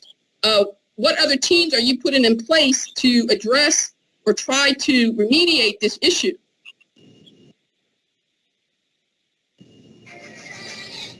Ms. Coley? Okay, apparently. Okay. Did you hear my question? Yes, I'm still here. Yeah, so I'm gonna have to mainly, what is the progress of these 22 murders? Because we haven't heard whether or not there's suspects, rather there's the investigation going on. What's going on? Where are we? Okay, so let me frame what's going on with the homicides that we're currently having in the city, and I have to first start off by saying that Trenton Police Department does not investigate homicides. The Mercer County Prosecutor's Office Homicide Task Force actually investigate those. Trenton Police Department's involvement is at the initial time of incident, and anything that they ask of us subsequent to the initial incident. Other than that, it is handled by the Mercer County Prosecutor's Office. In terms of the number of homicides that we've had, I'm constantly looking at them to try to see what we can do better and if there's anything that we can do at all. So when I take a look at the homicides, 11 of those were personal disputes. So if you and someone else engage in a dispute and one of you decides to kill the other, there's no police action that we can take that's going to prevent that. So that's 11 out of the total number. 3 of those were family disputes. So as a result of domestic violence, it ended up in becoming a homicide. When we look at all the total sum of the homicides, all but 4 of the individuals were involved in gang activity. So it's creating quite a challenge for us in terms of prevention when people are engaged in other activities. Every life is valuable regardless of their, I'll say, extracurricular activities, for lack of a better word at this time. But we are doing what we can with the resources that we have. And I, like everyone else, put in my budget to hire for the 2020 budget year. We do have our request over at the at personnel office to allow us to start our process, because the next police academy class will begin on September 14th. We're still waiting for approval for that. However, if you recall, for the budget year of 2020, our budget is for 20 police officers. We're going to have to do a lot better than that, 20 people at a time, and I know that it's going to create some financial difficulties, but we're going to have to weigh out our options. If we want to truly reduce the crime, then we have to increase the number of police officers, and we have to do that significantly.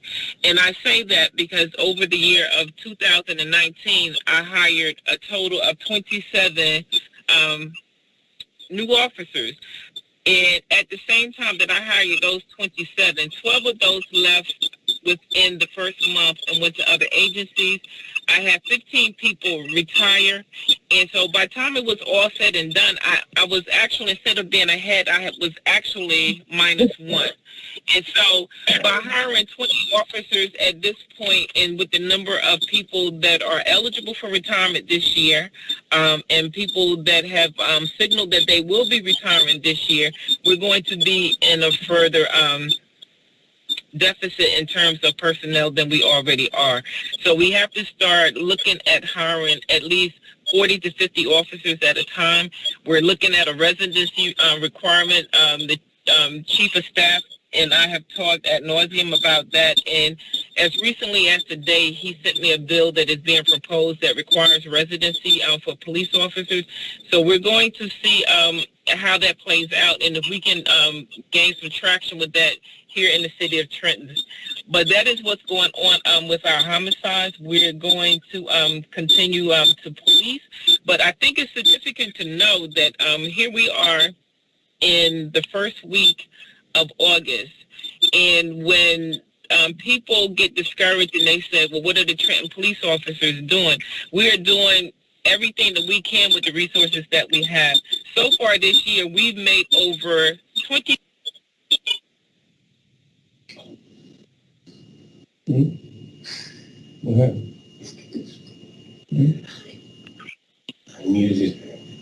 lost her.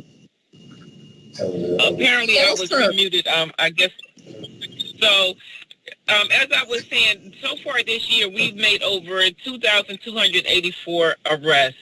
So we are busy. And you have to, I want you to take into consideration that we identify 47 main players within the city of Trenton that we believe is causing, if not 100%, 90% of the chaos within the city. Out of that 47, we've gotten that number down to 34. But at the same time that we have those 34 that we're looking at, 32 people were released from prison as a result of COVID back into the city of Trenton. And so we have to try and track those people as well. So, yes, we are looking to continue to try to manage crime in the city as best as we can with the resources that we have. And yes, we will be asking for additional resources. Excellent. And we want all the directors to do that. I just want to quickly, before I close, Madam Vice President, is Joe Rivera on the line? Is Joe Rivera, the CTO, on the line, the Chief Technology Officer of the City of Trenton? Well, I just wanted to comment about the work that group is doing. They're doing great work. They're working with organizations like AT&T, Verizon, Comcast to extend the Wi-Fi service throughout the city, not just confined to the redevelopment area that is the North Ward. So I had an opportunity to meet with his team. They invited me into a meeting, and they had representatives from AT&T. And they have, gave us outlined where they have extended the service, mainly in the West Ward, the North Ward. Where I've asked to expand it in areas where there are schools, buildings, where there are known dead spots in the city. And I know Joe is working on that. One of the other things that came up in the meeting that was very important was around community community development and community investment by these organizations that come in and do business with the city. I mean, AT&T, a Fortune 100 company, comes into the city of Trenton and many other municipalities. They invest, they set up their infrastructure. In turn, they get a lot of customers, from us. A lot of revenue goes to AT&T, and they feed that revenue back into us because they have indicated that they have supported a lot of nonprofits in our city that have received, grants from them as a result of doing business in the city. So we're expecting to see a lot of, doing a lot of community, government and private partnerships with these type of technology organizations, and along with the nonprofits who benefit also, who get these grants from these organizations. And we want to see a lot of that investment on the ground. I just wanted to let everybody know that, a lot of the nonprofits, AT&T share that they gave almost $500,000 funding grants to about 10 nonprofits in the city of Trenton, and to help support them deliver services and STEM education, job creation, job training, cultural, the arts, etc. And we want to look forward to seeing and speaking with those organizations that are receiving those grants with the objective to help Trenton. Right? If that private funding is going to these nonprofits to help Trenton, then we want to see that investment on the ground. And that's all I have, Council President. And here, Councilwoman Vaughn, if you... Joe, are you there? Yes. No. Did you want to comment on anything that I said? I agree with you that we are working with 5G and Verizon and AT&T, and that they do have some presentations that they would like to make. I have forwarded to council all safety concerns, all their information that they have provided. All council members should check their email. There's also a webinar that they would like council members to attend to have any safety concerns addressed. And this is a good thing that will happen for the city. It will be a big provider of economic development, so forth. And it according to Gartner, before COVID, when the test was done, this would have been a big spur in, for businesses to switch over to 5G and provide that type of service that we didn't previously have.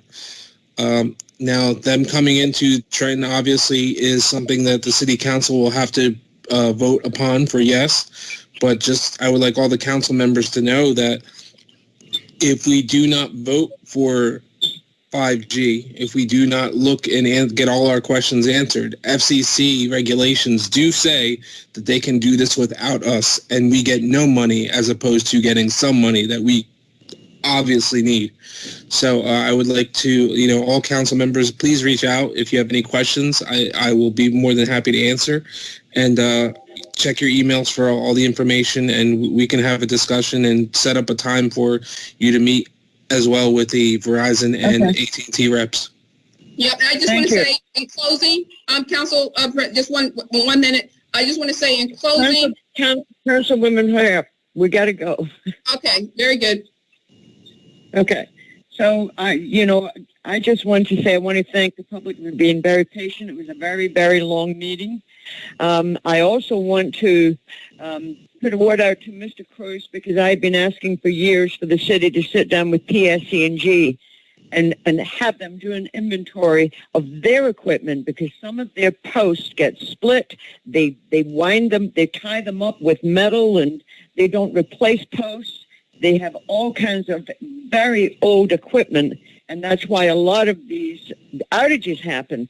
A tree doesn't have to hit those poles. Those poles, they come down. The transformers come down by themselves.